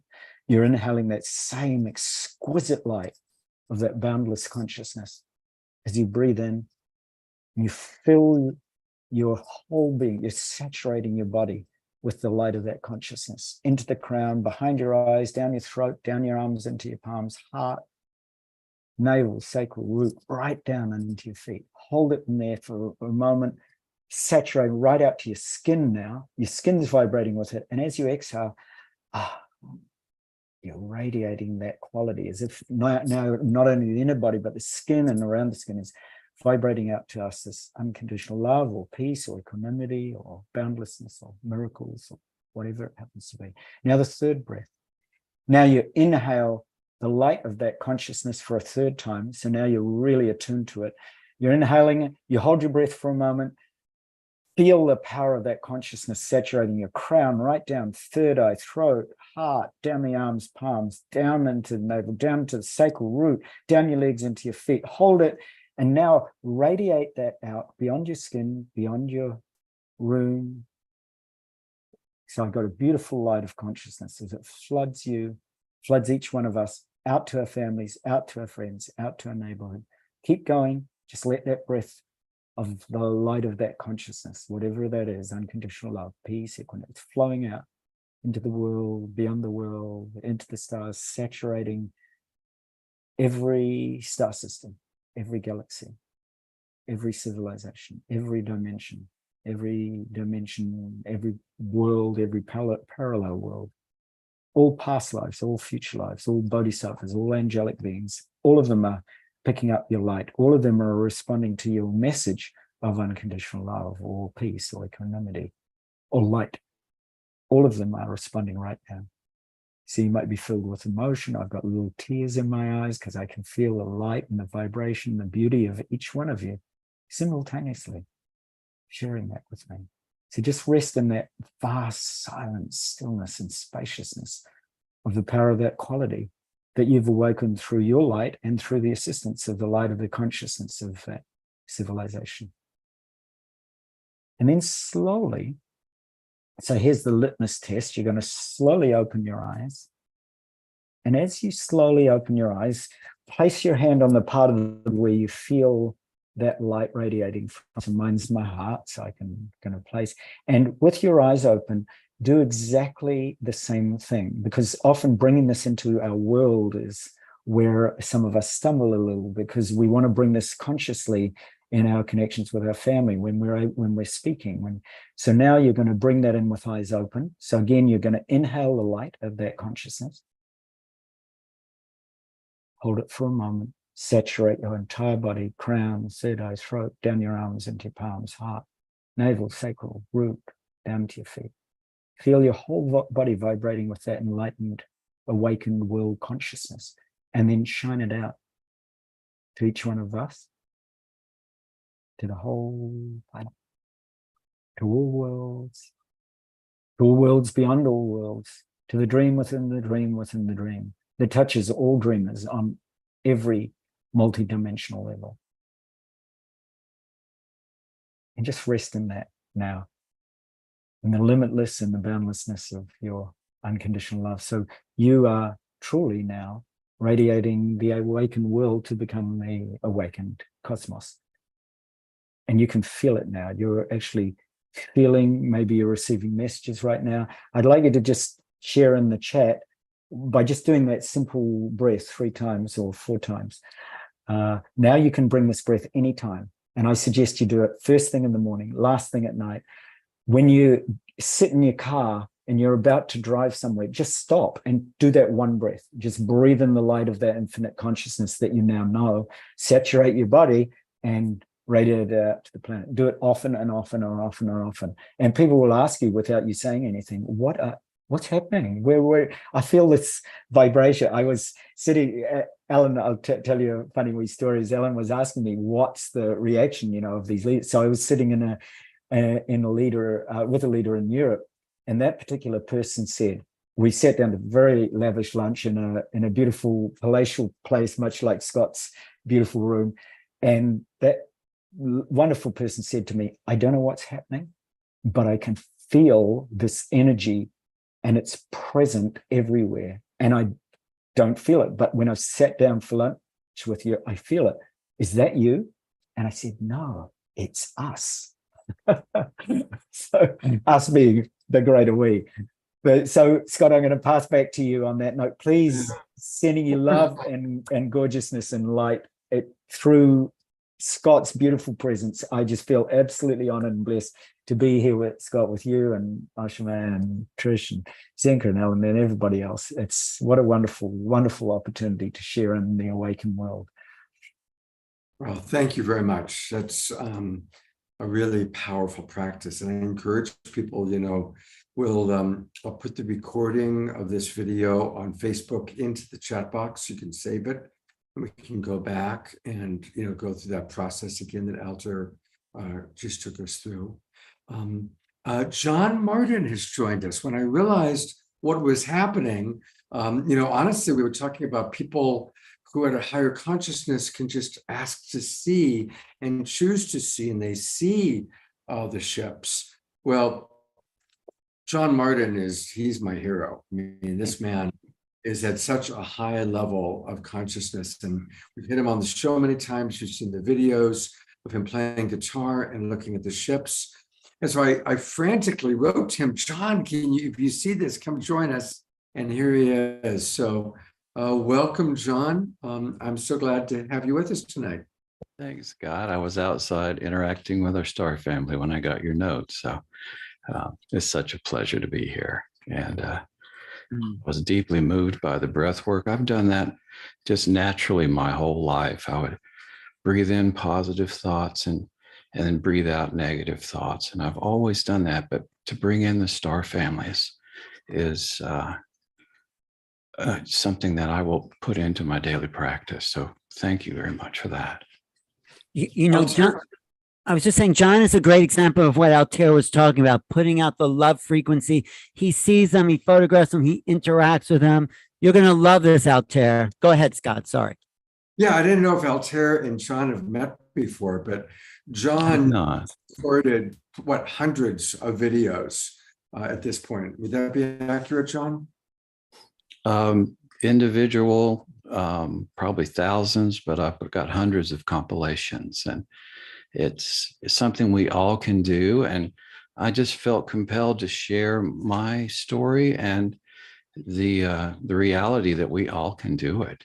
And share what you love. Introduce yourself to the universe, and go out and share what's important to you. I go out and we speak about what's going on in my life. And, I've had many health challenges recently, and I'm perfectly well now. And I'm so thankful for everyone that has prayed for me. And I feel wonderful. And I'm excited about the book coming out. And it's just an honor and a pleasure to be here, Scott. And thank you for having me.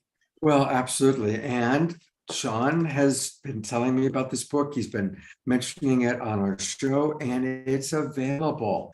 The Universe Loves You, My Personal History and Your Guide to Making Positive and Meaningful Contact with Our Star Family. Available on Amazon. I'm going to put the link into the chat box. And I just really want to encourage everybody to get this book. And you can buy it for others. You can get it on Kindle. You can read it on different devices. And John, congratulations. You've given birth.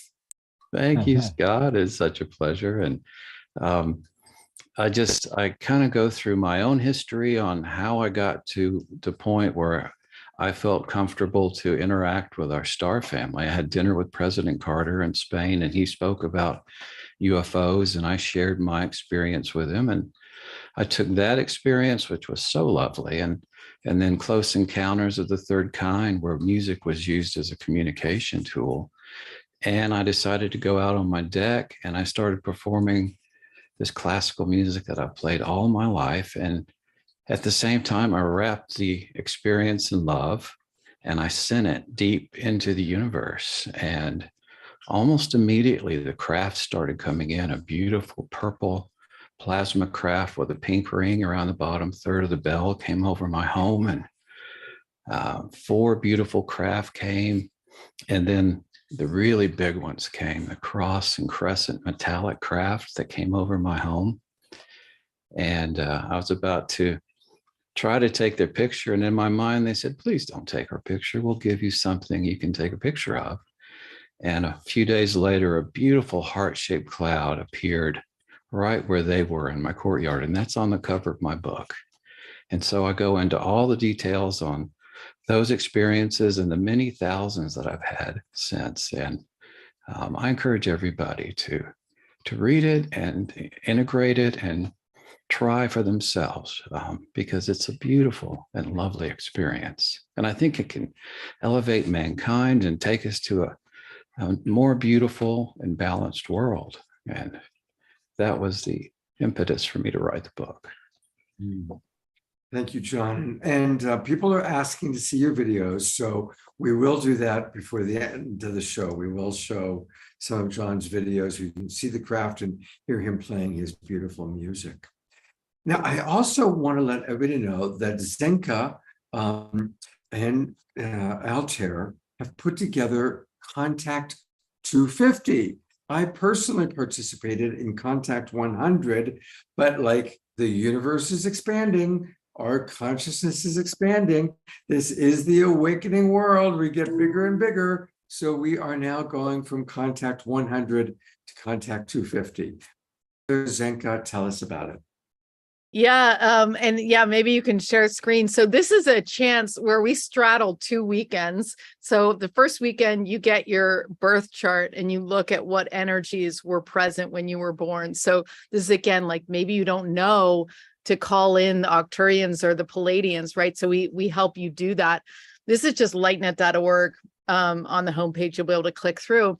And then you're going to go through hours and hours. So from 6 to 10 at night, every night from Friday and Saturday and on to the next weekend, you're going to be experiencing stuff in your body. You're going to be looking out to the stars. I mean, we got a lot of feedback. on this experience of just how life-changing it was. And it's so fun to be with other people who are also in it with you.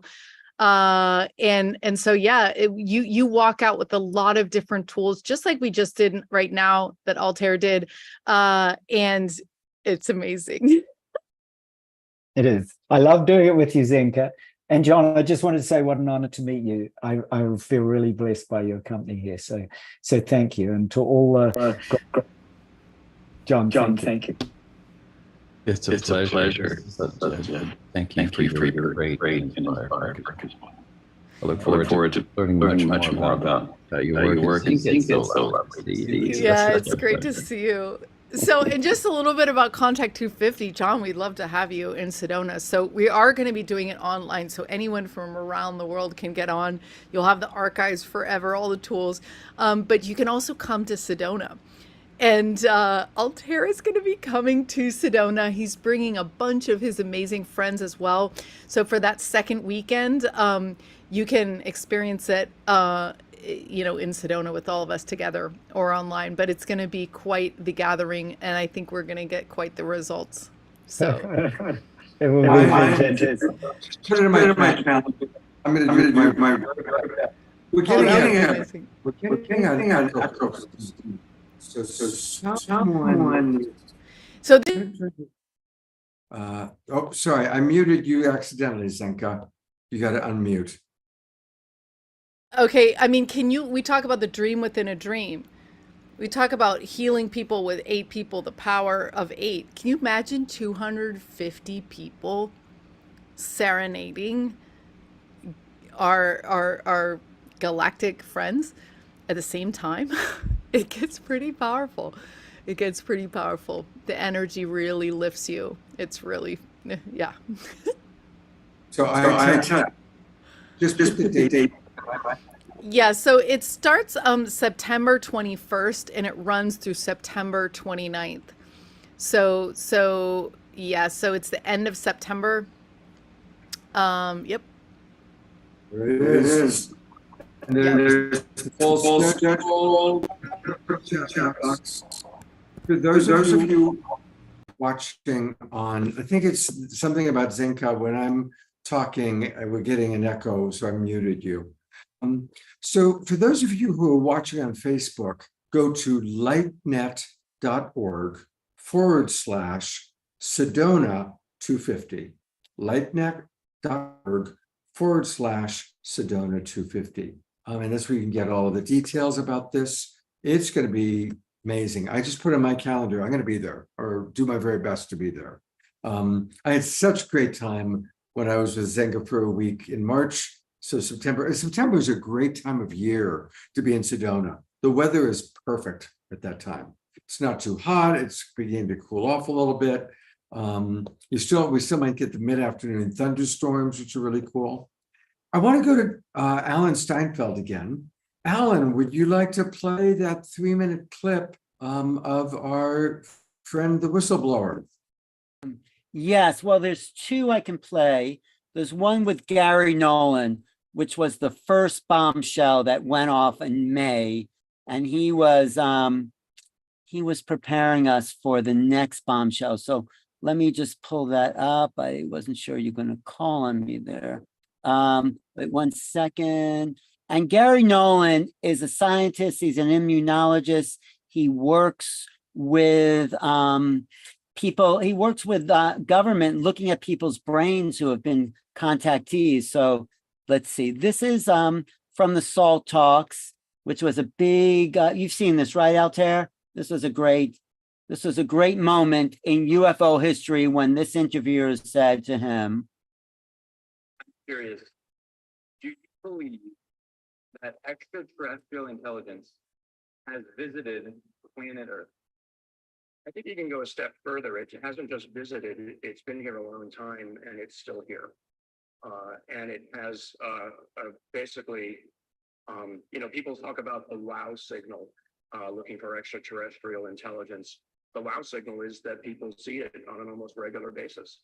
That's the communication that's already here. That's pretty amazing, right? Well, he follows that up. The interviewer talking about the nature of reality this interviewer had such a hard time cognizing what Gary Nolan has just said. So he follows it up with this question here. One more time. Follows it up with this.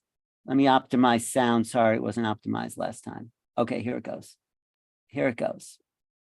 And that statement seems so incredible that it's tough to believe, right? Like, people hear that, and maybe a lot of people here hear that, and they don't believe it.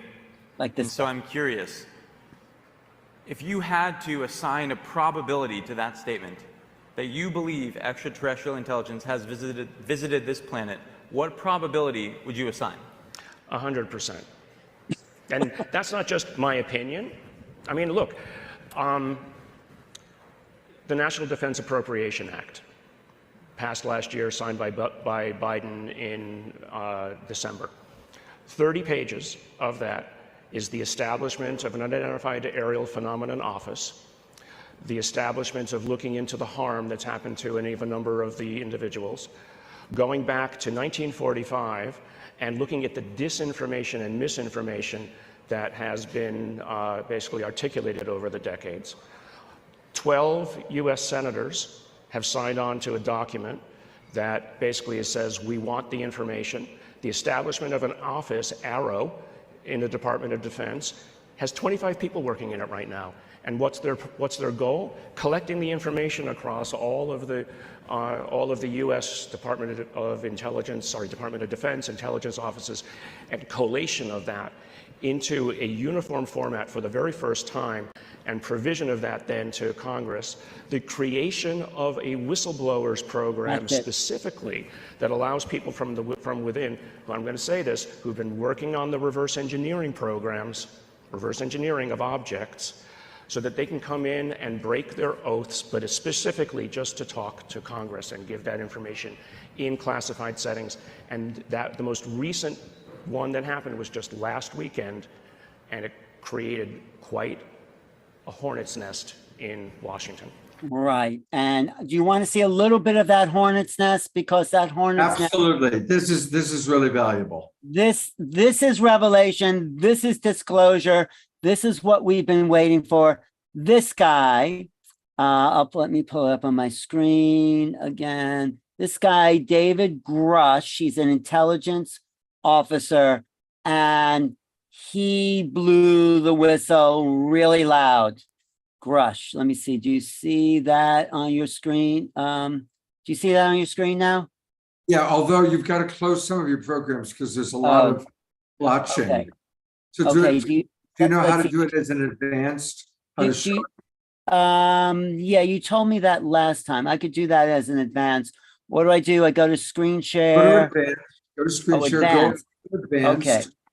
Pick Okay. the video. Pick the video. It's got to be on your desktop.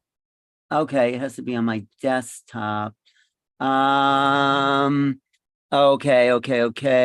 Has to be on my desktop. I'm sorry to take up time because I know but this is the thing that hold the, like the wizard behind the curtain in The Wizard of Oz, and suddenly like something.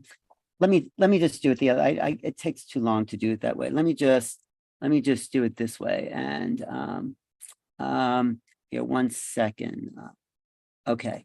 I just have to pull it up again. Sorry. All right. Okay. Wait, I just want to ask, Altair, what did you think of Gary Nolan's work there?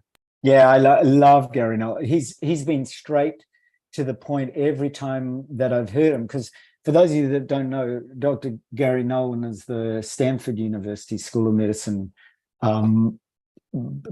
professor who has spoken about this many times, about the fact that 100% aliens have already arrived, 100%.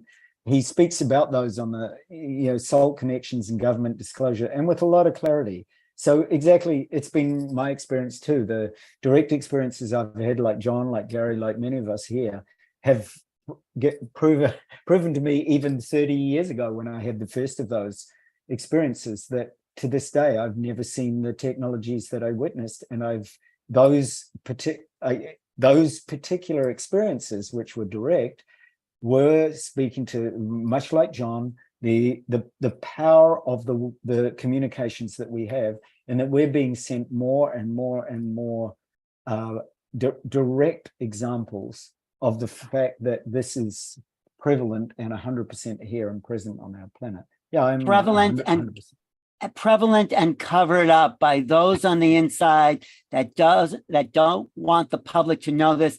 This is why it's a whistleblower. He's blowing the whistle on inside government people who have kept this from Congress, the president, and the American people. David Grush, an Air Force veteran, former member of that task force, and veteran of the National Geospatial Intelligence Agency, is formally blowing the whistle on secrets he says no one has ever shared publicly before.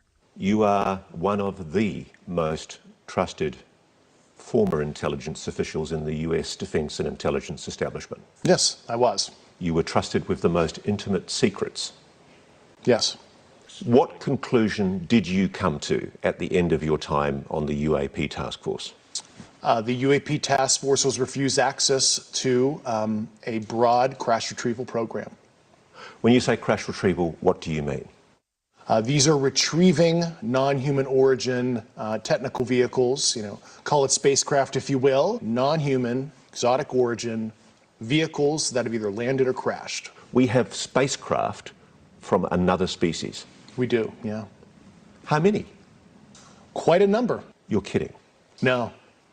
I thought it was totally nuts, and I thought at first I was being deceived. It was a ruse. People started confiding in me. They approached me. I have plenty of current and former senior intelligence officers that came to me, many of which I knew almost my whole career, that confided in me they were a part of a program. They named the program. I've never heard of it. And they told me, based on their oral testimony, and they provided me documents and other proof, that there was, in fact, a program that the UAP task force was not read into. So that's part of the cover-up. He goes on to say, that's Ross Kotar. He's an Australian reporter. I'm sure you know him, Altair. He's a great researcher. So Grush goes on to say, not only do we have craft, but we have bodies. And there's a big cover-up campaign that's been going on for 75 years, but people inside these programs like the UFA task force who have seen and worked on reverse engineering are coming forward. They're breaking ranks. They're going against the authorities that are trying to suppress them. And this is the internal struggle with inside the US government that's just going to crack the whole thing's open. The more it's suppressed, the more people come out. What they say in macrobiotics, the bigger the front, the bigger the back, the bigger the lie, the bigger it is that what they're lying about. And this is so big, most people can't fathom it. Wouldn't you say, Altair? Yeah, 100%. I mean, from my own personal experience, when I experienced the arrival of the craft in the 90s, and the US followed up with a complete investigation of the town that I was in at the time in New Zealand. And they tested people in the city. They offered rewards. None of that information was published. And then all information subsequent to that was blocked. If you go now, I was there along with 40 other witnesses. It was in all the newspapers and television at that time in New Zealand. Subsequent to that's blocked. If you actually go back and try and find it, you actually can't find the information. And I've run the Coast Guard, the USF, the police, I've gone right through to see. I said, what happened to all that information that was actually even in the news? I said, I've still got the newspaper cuttings from my mum's scrapbook. It's so funny, really simple things like that. I said, I witnessed that craft. So did everybody else that was there. Where's all the, they said it's classified. I said, you mean it's been deleted or removed or archived in places that nobody can actually get it? I wrote to the libraries, the police files. So I've contacted the police. I've contacted the New Zealand Coast Guard. I said, there was an event. And they said, we can't find any record of that in that, at that particular time. I said, but I've got the record right here in front of me. And they said, clearly it must have been something's happened to her. We can't disclose anything. So when they realized I knew, because I was actually there when that craft appeared. And that same cover-up happened. That's exactly the same, because it was such a big event and it was seen by so many people. So yeah, I'm 100% certain that that we have that technology and we have that information and those craft and those beings. Absolutely. Right. So one of the people that's been covering up this guy is finally coming forward. He's breaking rank. He's saying, guess what? We have been lying. We've been lied to. I have one more minute. I want to show you the second part of that testimony, Scott. Go for it. Yep, go for it, Alan. Okay, great. This is sort of the show I wanted to do with you in a couple of weeks, but we'll do it now. So that's no problem. All right. There's a little more of Grush there. And he says, if you're right, if you're telling us the truth, everyone, the entire American public has been lied to for decades. Yeah, there's a sophisticated disinformation campaign targeting the US populace, which is extremely unethical and immoral. You are saying to the human race, for the first time, an official intelligence representative at a high level from the US government is saying publicly, we are not alone. We're definitely not alone. Absolutely, the data points empirically that we're not alone, yeah. Do we have bodies? Do we have species of Well, non-human? naturally, when you recover something that's either landed or crashed, sometimes you encounter dead pilots. And believe it or not, as fantastical as that sounds, it's true. So I've got to be blunt about this. Yeah. You're not making this up. This is not a lie. No, absolutely not. Because everybody watching this right now is looking at your face. They're going, is this guy for real? I am for real. And I'm sitting here at great personal risk and obvious professional risk by talking to you today. Exactly. That is blown whistle, bombshell, boom. That changes the landscape. What do you think of that, Scott? It is incredible. And it is great to have somebody incredible coming forward. Yeah. And, he is an intelligence officer. His job was to find out what's his job was to find out what's going on inside government. They wanted him to be part of the cover up, but he said, no, something immoral's happening here. I'm coming out. And he has protection now by Congress, and they're going to have hearings, hopefully in a couple of weeks, where he will testify in front of Congress and maybe in front of the American people. This is a game changer. We've known about this, the work of Altair and Zenka, everything. John, we're the avant-garde, but now the rear guard is catching up with what's the true reality, and we're coming into a new world, and welcome to it. The awakened world. That's part of it.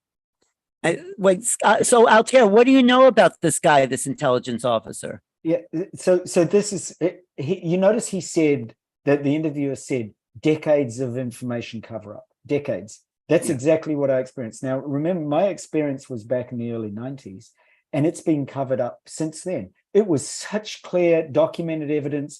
I was witness because I was there, not just for the craft, but for all the investigation that the US government, the scientists and investigators did. They flew to US Air Force jets into Christchurch in that year, and they report for an entire week. They were in that town. That was Sumner, Christchurch, where I was. And that entire episode was covered up, not revealed, not reported on. None of their investigations were made public because it was such a clear and obvious and direct, not only sighting, but contact. And none of that was ever revealed. So what he is saying is exactly what the governments have known. And he said it, and the interviewer said it. Decades. It's changing. That testimony is changing everything inside. You get Marco Rubio, you get Kristen Gillibrand. These are major congressional senator players, and they're saying, what? You mean our own Pentagon has been lying to us? How could this be going on? And guess what? I don't know why the mainstream is not picking it up, but they're going to. And it's a constitutional issue. Like I said before, forget about aliens. This is an internal government struggle between the military and the executive and legislative branch. It's, it's going to be a confrontation if this can come out, if it's not suppressed. But we're at the verge of something new, and I think the stars are pointing that way, aren't they, Altair? The alignments, the Aquarius and the Pluto coming back into Aquarius at the end of this. I was just going to say, Yeah. Pluto's transit is actually what this is really pointing to. Yeah. Currently, cosmically, we have a direct connection to the uncovering of truth, and it's all about trust. I mean, if you ask people who do they trust more, and if the government is on that list, fundamentally there's such division on our planet in respect of governments, because we expect people to be transparent. I mean, that's what trust is built on. Trust is built on love and connections, and if we don't have that, at our source, then we've lost the plot. But you know what I think I is, understand. go ahead. No, I just want to say, go ahead, Zenka, go ahead, sorry. Well, I was just going to say, it's my understanding that these guys are starting to organize and stand up together. So literally one person is going to go, then the next person's going to go, and the next person's going to go, because there's safety in numbers. And that's the thing that's starting to happen right now. It's not just some wacky guy that's like, oh, this happened in my back. These are credible people that have had careers, current careers, or are retired from the military, from government, from the scientific community. So this is a sea change. This is different than it was before. And I invite us all to look at this, like, once we get over the brouhaha of all this, looking at the other side and what the opportunities are. And, we've all been dishonest in our life, and we've all hidden information in our life.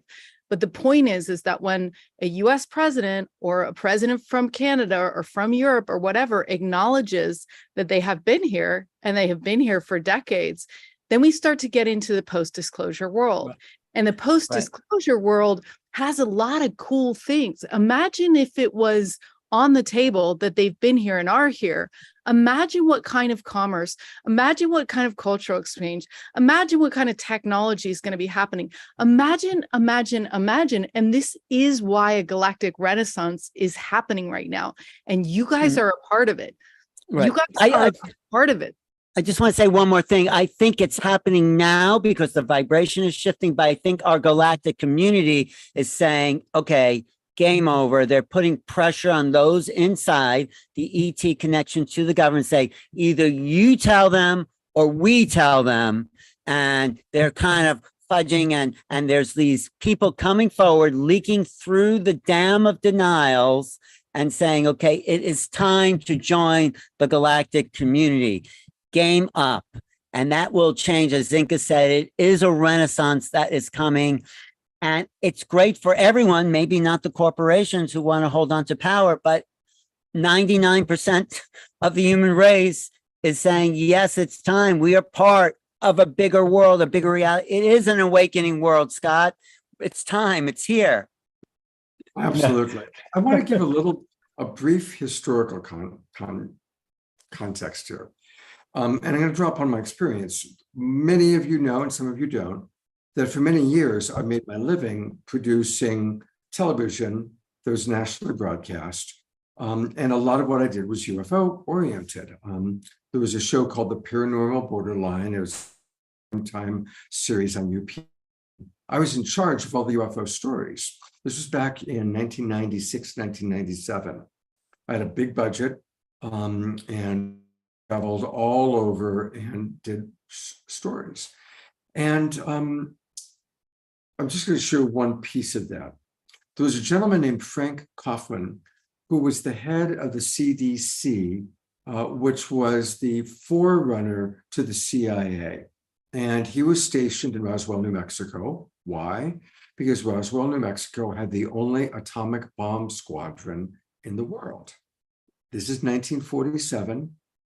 The Cold War is really ramping up. We've just come out of World War II.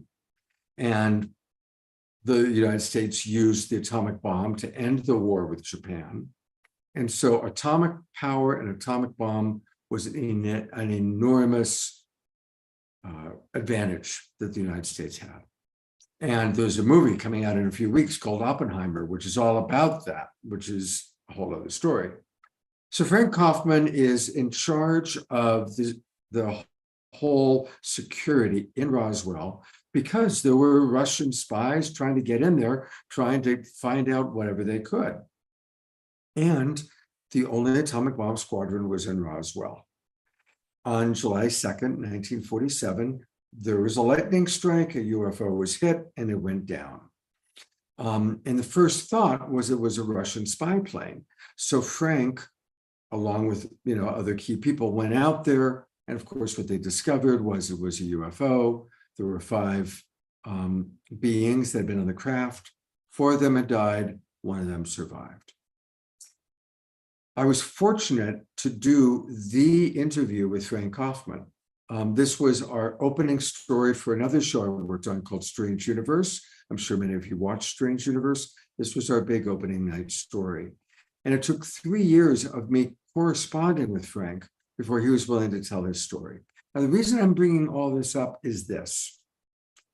Frank verified that back in his day, back in the 40s and 50s, if you had information and you said a word, you disappeared.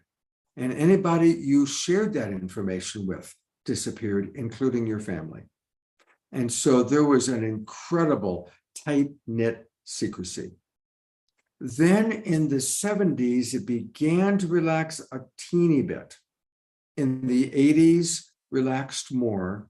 And then finally in the 90s, Frank saw some of his cohorts like Robert Dean and Gordon Cooper sharing their knowledge, and they weren't getting punished, they weren't disappearing. And that's what gave him the courage to come out and tell his story. Now, one of the things that I interviewed during that time, there's many years I was doing those shows, 8 former astronauts and 30 former military officials. And the general consensus was that what had happened was the government was not going to release the information, but they would not stop a few people from speaking to kind of alternative media so that we could start preparing the way for people. Somebody in the chat box wrote about the Vatican. Absolutely. The Vatican is the primary reason that this information has not come out, because the Vatican has a lot of power, and the Vatican is who would be most hurt by the impact of this information. And we are now at that point, like you all are saying, where there is a big struggle going on within the system on one level, and on the other level, our humanity has to wake up. And what bigger consciousness awakening will there be than finally accepting we are part of a much larger picture, a much larger civilization, and hopefully humanity on the whole, enough of a majority will say, yes, we're willing to bring this into our personal dream. We're willing to accept and know this and receive it. And we're willing to change the prime directive so our galactic family can come in and help us, because we fucked up this planet. We've messed it up. And right now we're on an unsustainable path with our environment and with our technology, and we need help. And hopefully I'm not in a Deus Ex Machina thing here that the gods are going to save us, but we have to raise our consciousness to be open to receive that support. So I just wanted to kind of present that timeline as I've seen it. I'm not saying this is the absolute truth. It's the truth according to Scott's experience. And I'm going to bring our experts back on to hear, how that goes along with your... Scott, that's really important what you just said. That's a great context, and things are accelerating. That's why we're gathering here. That's why we're talking about it. That's why I wrote my book, Making Contact. But this is the moment of change. And it's, like I said before, it's really exciting. And people like John Martin are taking daily contact interfacing with this, and Altair and the gathering in Sedona with 250 people and everything Zenka's doing at LightNet. She has 10 different types of modalities making contact for 8 weeks at a time. lightnet.org. Go there. It's really, it is the culture of contact really that we're emerging into. That's what I have to say. Some of it. Yeah, and the government, doesn't know everything. They're only as good as the amount of money and people they threw at this. But now we have a chance to come together as loving humans, not in a military context, to actually interface with these beings in a whole nother level and share information and know-how.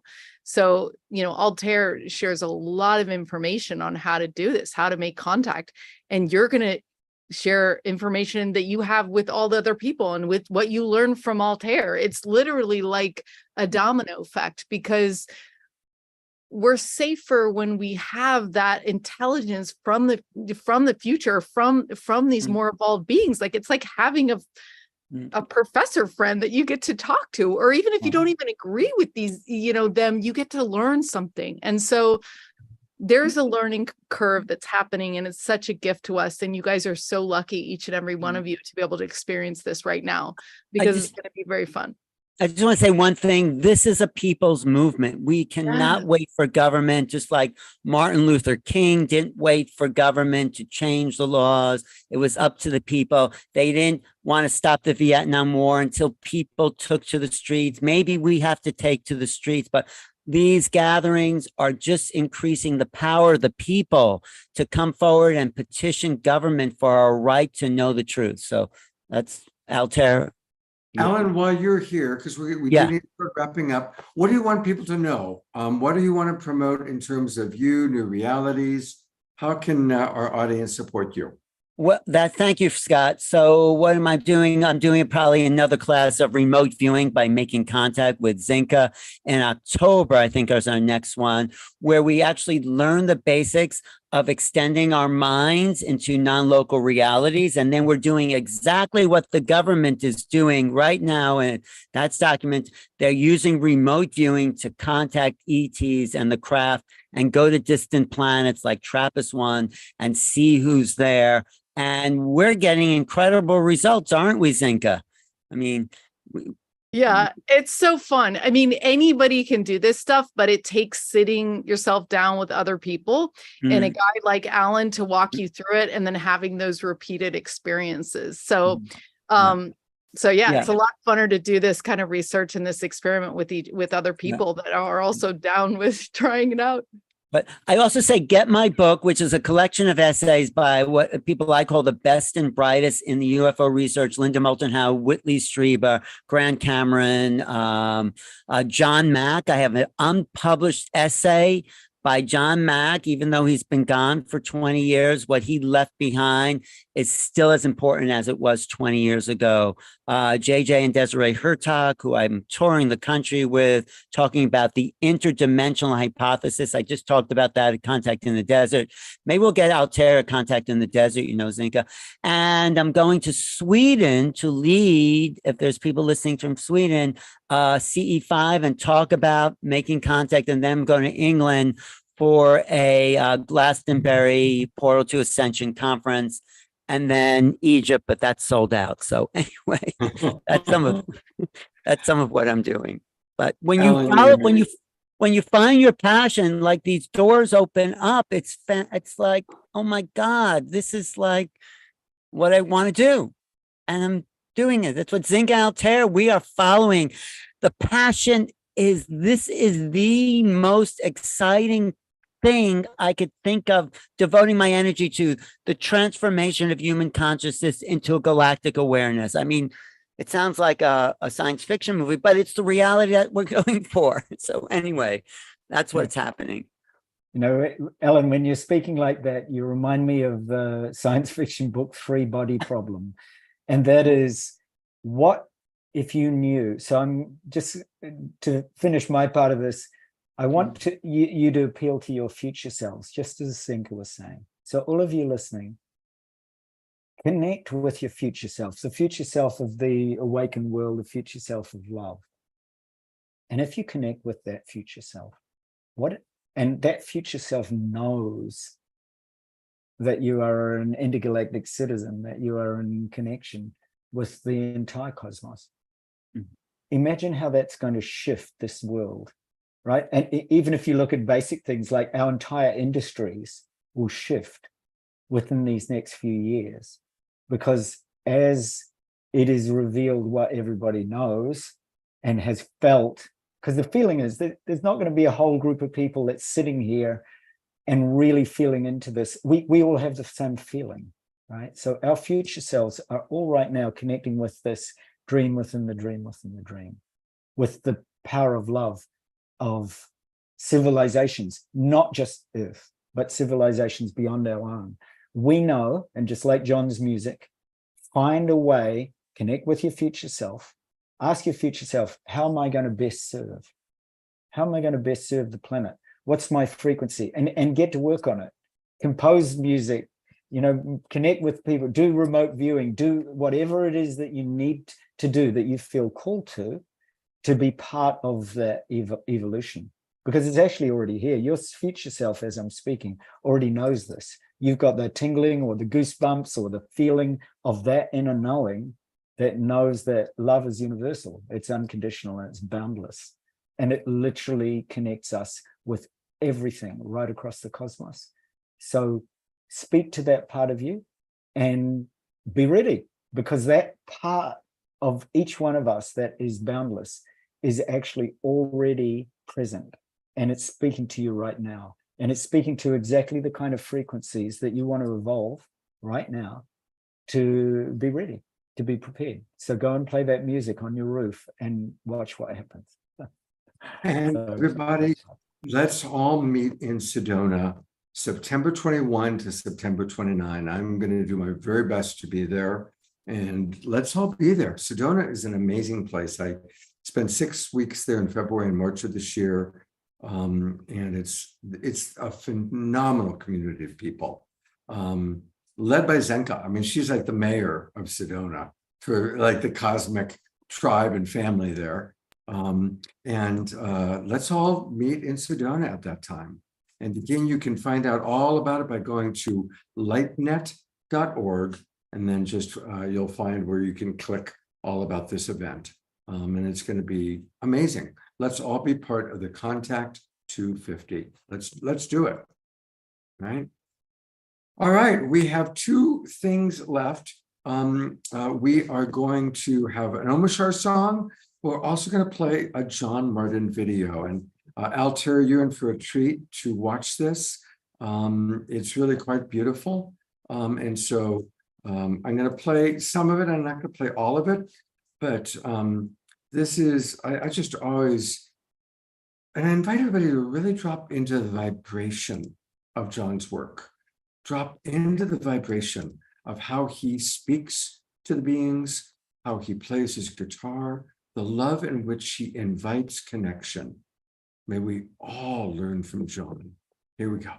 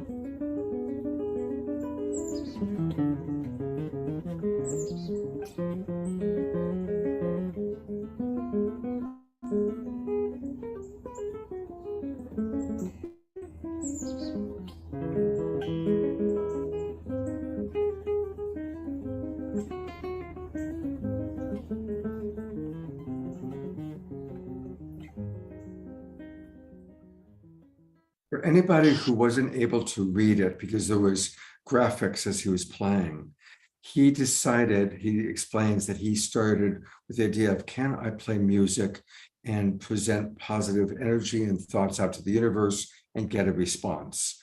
And as we've heard, he's had thousands of responses like you're about to see.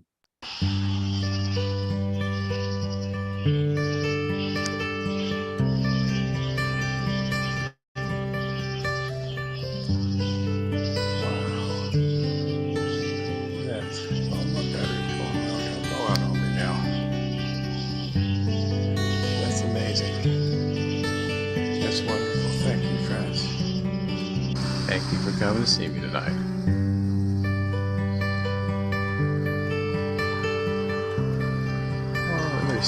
There's two more right there. How beautiful is that? Thank you, my friends. Hey, beautiful ones. Hey, my sweet friends. Thank you. How beautiful. Thank you, sweet friends. What a beautiful thing. Thank you, my lovely ones. Thank you for coming to see me tonight. Thank you, sweet friends. Thank you, beautiful ones. So beautiful. Thank you. Absolutely beautiful. Thank you, my sweet dear friends. Thank you. It is so good to see you tonight. I'll see you in a minute. I'm heading to the park. It's never random, listen to friends. Wow. That's the greatest thing I've ever seen. Wow, friends.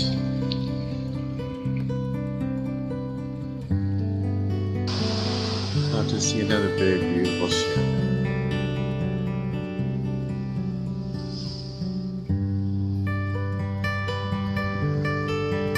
Whoa. That was amazing. Was that all last night?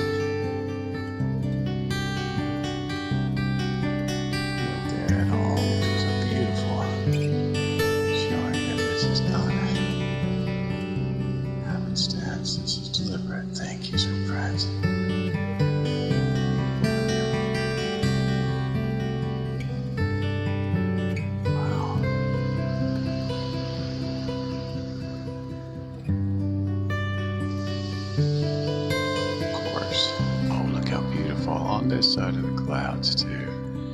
That is so wonderful. Thank you. Hey, my friends. Hey, beautiful ones. Hey, gorgeous friends. Airplane going by. That's kind of cool. He's on that side, you're on this side. Thank you, lovely ones. You're so awesome. Thank you. Wow, look at you go. That's wonderful. I'm going to pause it because this is a beautiful 17-minute video. I will put the link into the chat box so people can watch the entire thing. But Altair, Zenka, isn't it just beautiful listening to how John speaks to them and plays his guitar? It opens my heart. Yeah, you know, we do this radio class where we speak to ETs on these ham radios, and we had this guy Ricky Stiles who develops a lot of these apps to talk to ghosts. And I was like, can we use it to talk to ETs? He's like, I have no idea. We could try. And we did. And what they said to us, they used their voices and they said, sing to us. That was their instructions on how to make contact. They said, sing to us. And so this season, in the season 4 contact labs that we're doing, we decided to have a whole team dedicated to making music with ETs. So we're giving them all these different devices. We've got like a theremin type thing where they can touch this and get close to it. We've got this this device, and I loved the Omashar's like music because it was talking about trees. So you can hook this up to a tree or a crystal. They played it on a glass table the other night where we weren't even touching it. So, and then I talked to Ricky today and he's like, oh, I have this phone app that they can actually use to play music. So we decided on Friday, we're going to sing to them to start them. Oh my gosh, you guys, I'm not touching this. And they're talking right now. Wow. So they're coming through. They've been kind of patient to talk. Wow, this is really cool. Thank you guys. Thank you guys. Thank you guys. It's that easy. Absolutely. I mean, that's how you do it, Zenka. You project the best of yourself, whatever that is, to the universe. And the universe is so ready and open and loving and excited when we've made the effort to reach out and speak to them. You know, it's just a gorgeous interchange. And, you know, the experience is a two-way experience. You know, they send love to me, I send love to them, and we just have an absolutely glorious time. And it's so much fun. And I so highly recommend it. It's beautiful. John, thank you. It's so beautiful. You remind me of the many nights I've spent with my daughter out speaking to the stars, and they respond straight away because they can feel the heart of the child, the cosmic child in each one of us. So a real great blessing to sit in your music and also feel the wonders of how the cosmos responds. I really feel it. And I can feel your frequency, Altair, and you are aligned beautifully with the universe. And that's what happens is you're just naturally aligned with something that's so inspiring and so beautiful and so important and so loving and giving. And it's so amazing, really. I will say one thing. I have a history going far back. My father was a aeronautical engineer with Lockheed, and I was about to be put into a project, and my father scuttled his entire career because he didn't want to put me through that. It could have been a very detrimental event. And I spoke with Whitley, and actually he went into that program himself, and it was very detrimental to him. So this goes back very far with me. Hey, Zenka, what were your radios saying that you were just holding there? Oh, so they're actually playing this right now. They just started playing again. So this is brand new. What is it though? What is it you got there? Hey, Adam. I don't know. Okay, they're doing it right now. This has been sitting here the whole time on. What is it though? They're playing. So this is the theremin. So it's okay. So they can it's electromagnetic device that, okay, well, that's me because I just got my hand close to it, right? So when there's different lights. So from far away to close, it will make will make beeps, and then it also measures the change in temperature. So yeah, I mean, they've been making kind of music on the radios, beep, beep, beep, beep, beep, but this is so cool because they have a couple more. They have a couple more. Well, that might have been my nose actually, but when you guys said that, when we were talking about serenading them, because they were like play music for us, then all of a sudden it started to make noise. And it's so, yeah, so I'm excited. We're hoping to release the first EP on Spotify with 4 songs by the end of the 8 weeks. And just explore, because it's like you said, you guys, it's a permission portal at this point. The collective has not quite yet decided if they're going to allow them into this reality, but for now it's permission based. So you say, I want to make contact, you open your heart, you sing or serenade them, and then they can come over because you've asked, you've said it's okay. Right. Yeah, those radios go off wildly when we're out looking at the stars, the CE5s in Sedona. Scott, you got to do that with Zenka CE5. Yeah, they'll be quiet. These radios will be quiet, and we'll have 6 or 7 of them all making different sounds, which is breaking the laws of physics. So this is revolutionary citizen science. This is like interdimensional contact, you guys. And they started using my porch lights on and off with the signals we have. So 1 beep is yes, 2 beeps is no, 3 is clapping, and 4 4 is clapping, 3 is asking a question. So they were turning off the lights and we were asking questions, and they were going beep, beep for 2, beep, beep, beep with the lights. So they've done it with the radios. So I am convinced that they're right here waiting to embrace us, waiting to talk to us. Like they want this. I want this. You know what's so amazing about Zenka, Scott? I don't know if you know her history. She wasn't always like this. She was a very straight computer sort of geek. And it's only in the last few years that she got ignited and she's leading the community in Sedona. She is so on fire. People bend spoons in her presence. That's what I say about her. When I was staying there, I went into one of her rooms and there were all these bent spoons. There was like a whole little, all the bent spoons. But you guys, I don't even think I'm doing it anymore. I think that they're doing it. I mean, I picked up this fork from the ground the other day and I set it on my computer and I started to work. And I looked up and it had been bent. So, I mean, it could be my consciousness. I don't know. But it's also like evidence of, it could be also evidence of them loving me. Yeah. Can I say, I received a request for some videos during the solstice, and it was from Zenka, and I sent it to her. And this is how all of this came to be, Scott, is how I met you and all these lovely people. So Zenka, thank you. Thank you, John. You are pure love, and music is the language of our hearts. It's not of our minds. We got to get out of our minds.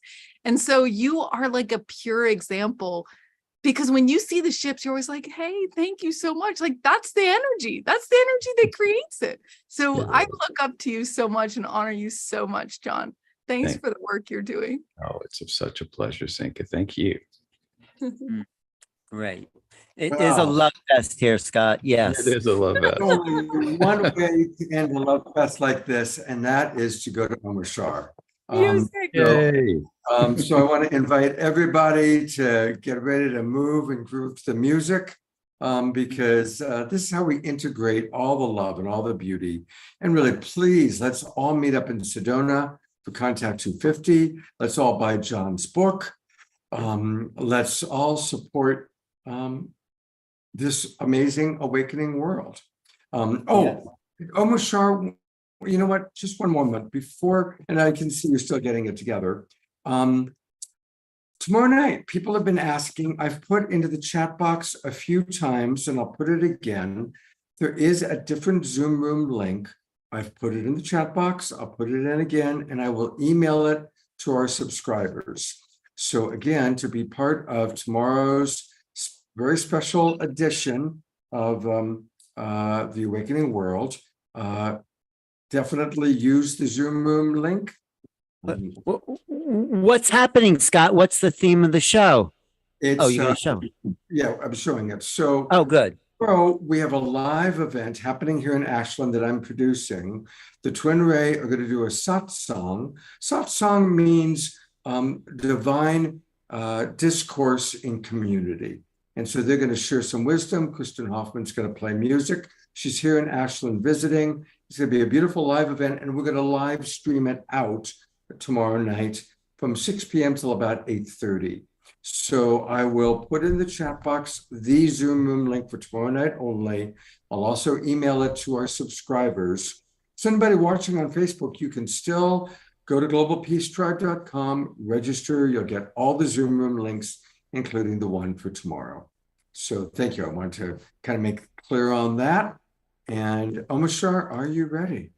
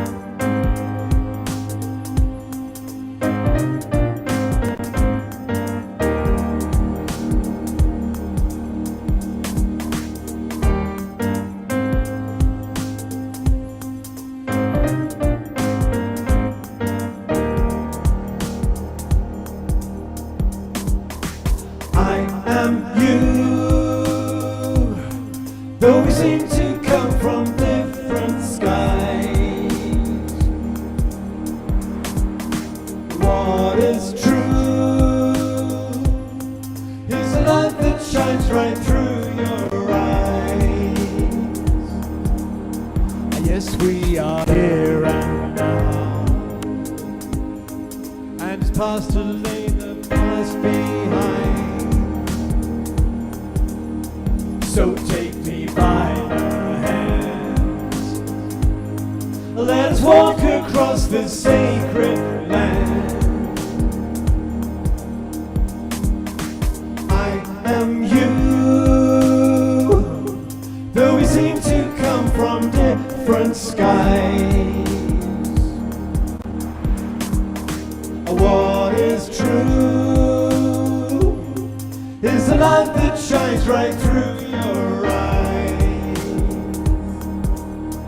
I'll sail away with you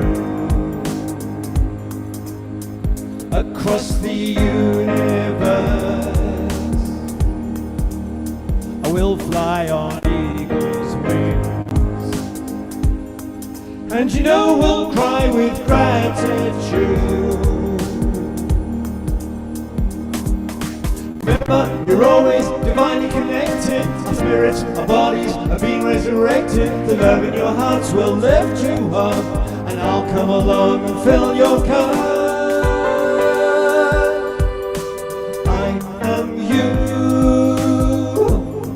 though we seem to come from different skies. What is true is the love that shines right through your eyes.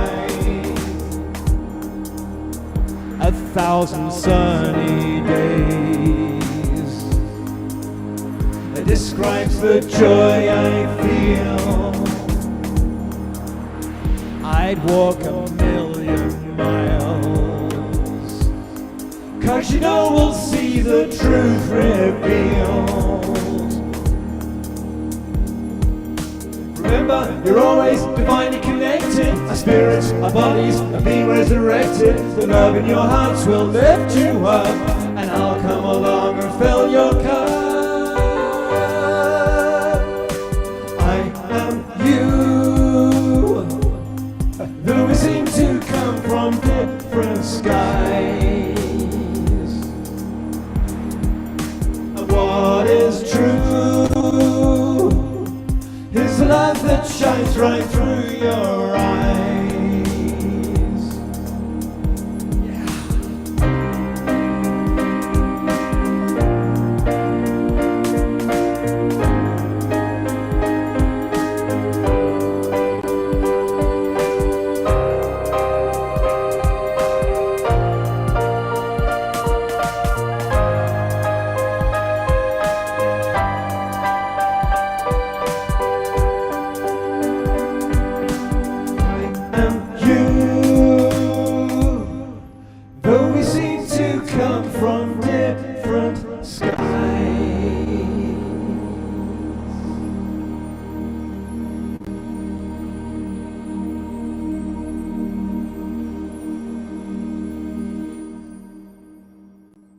Perfect song, perfect show.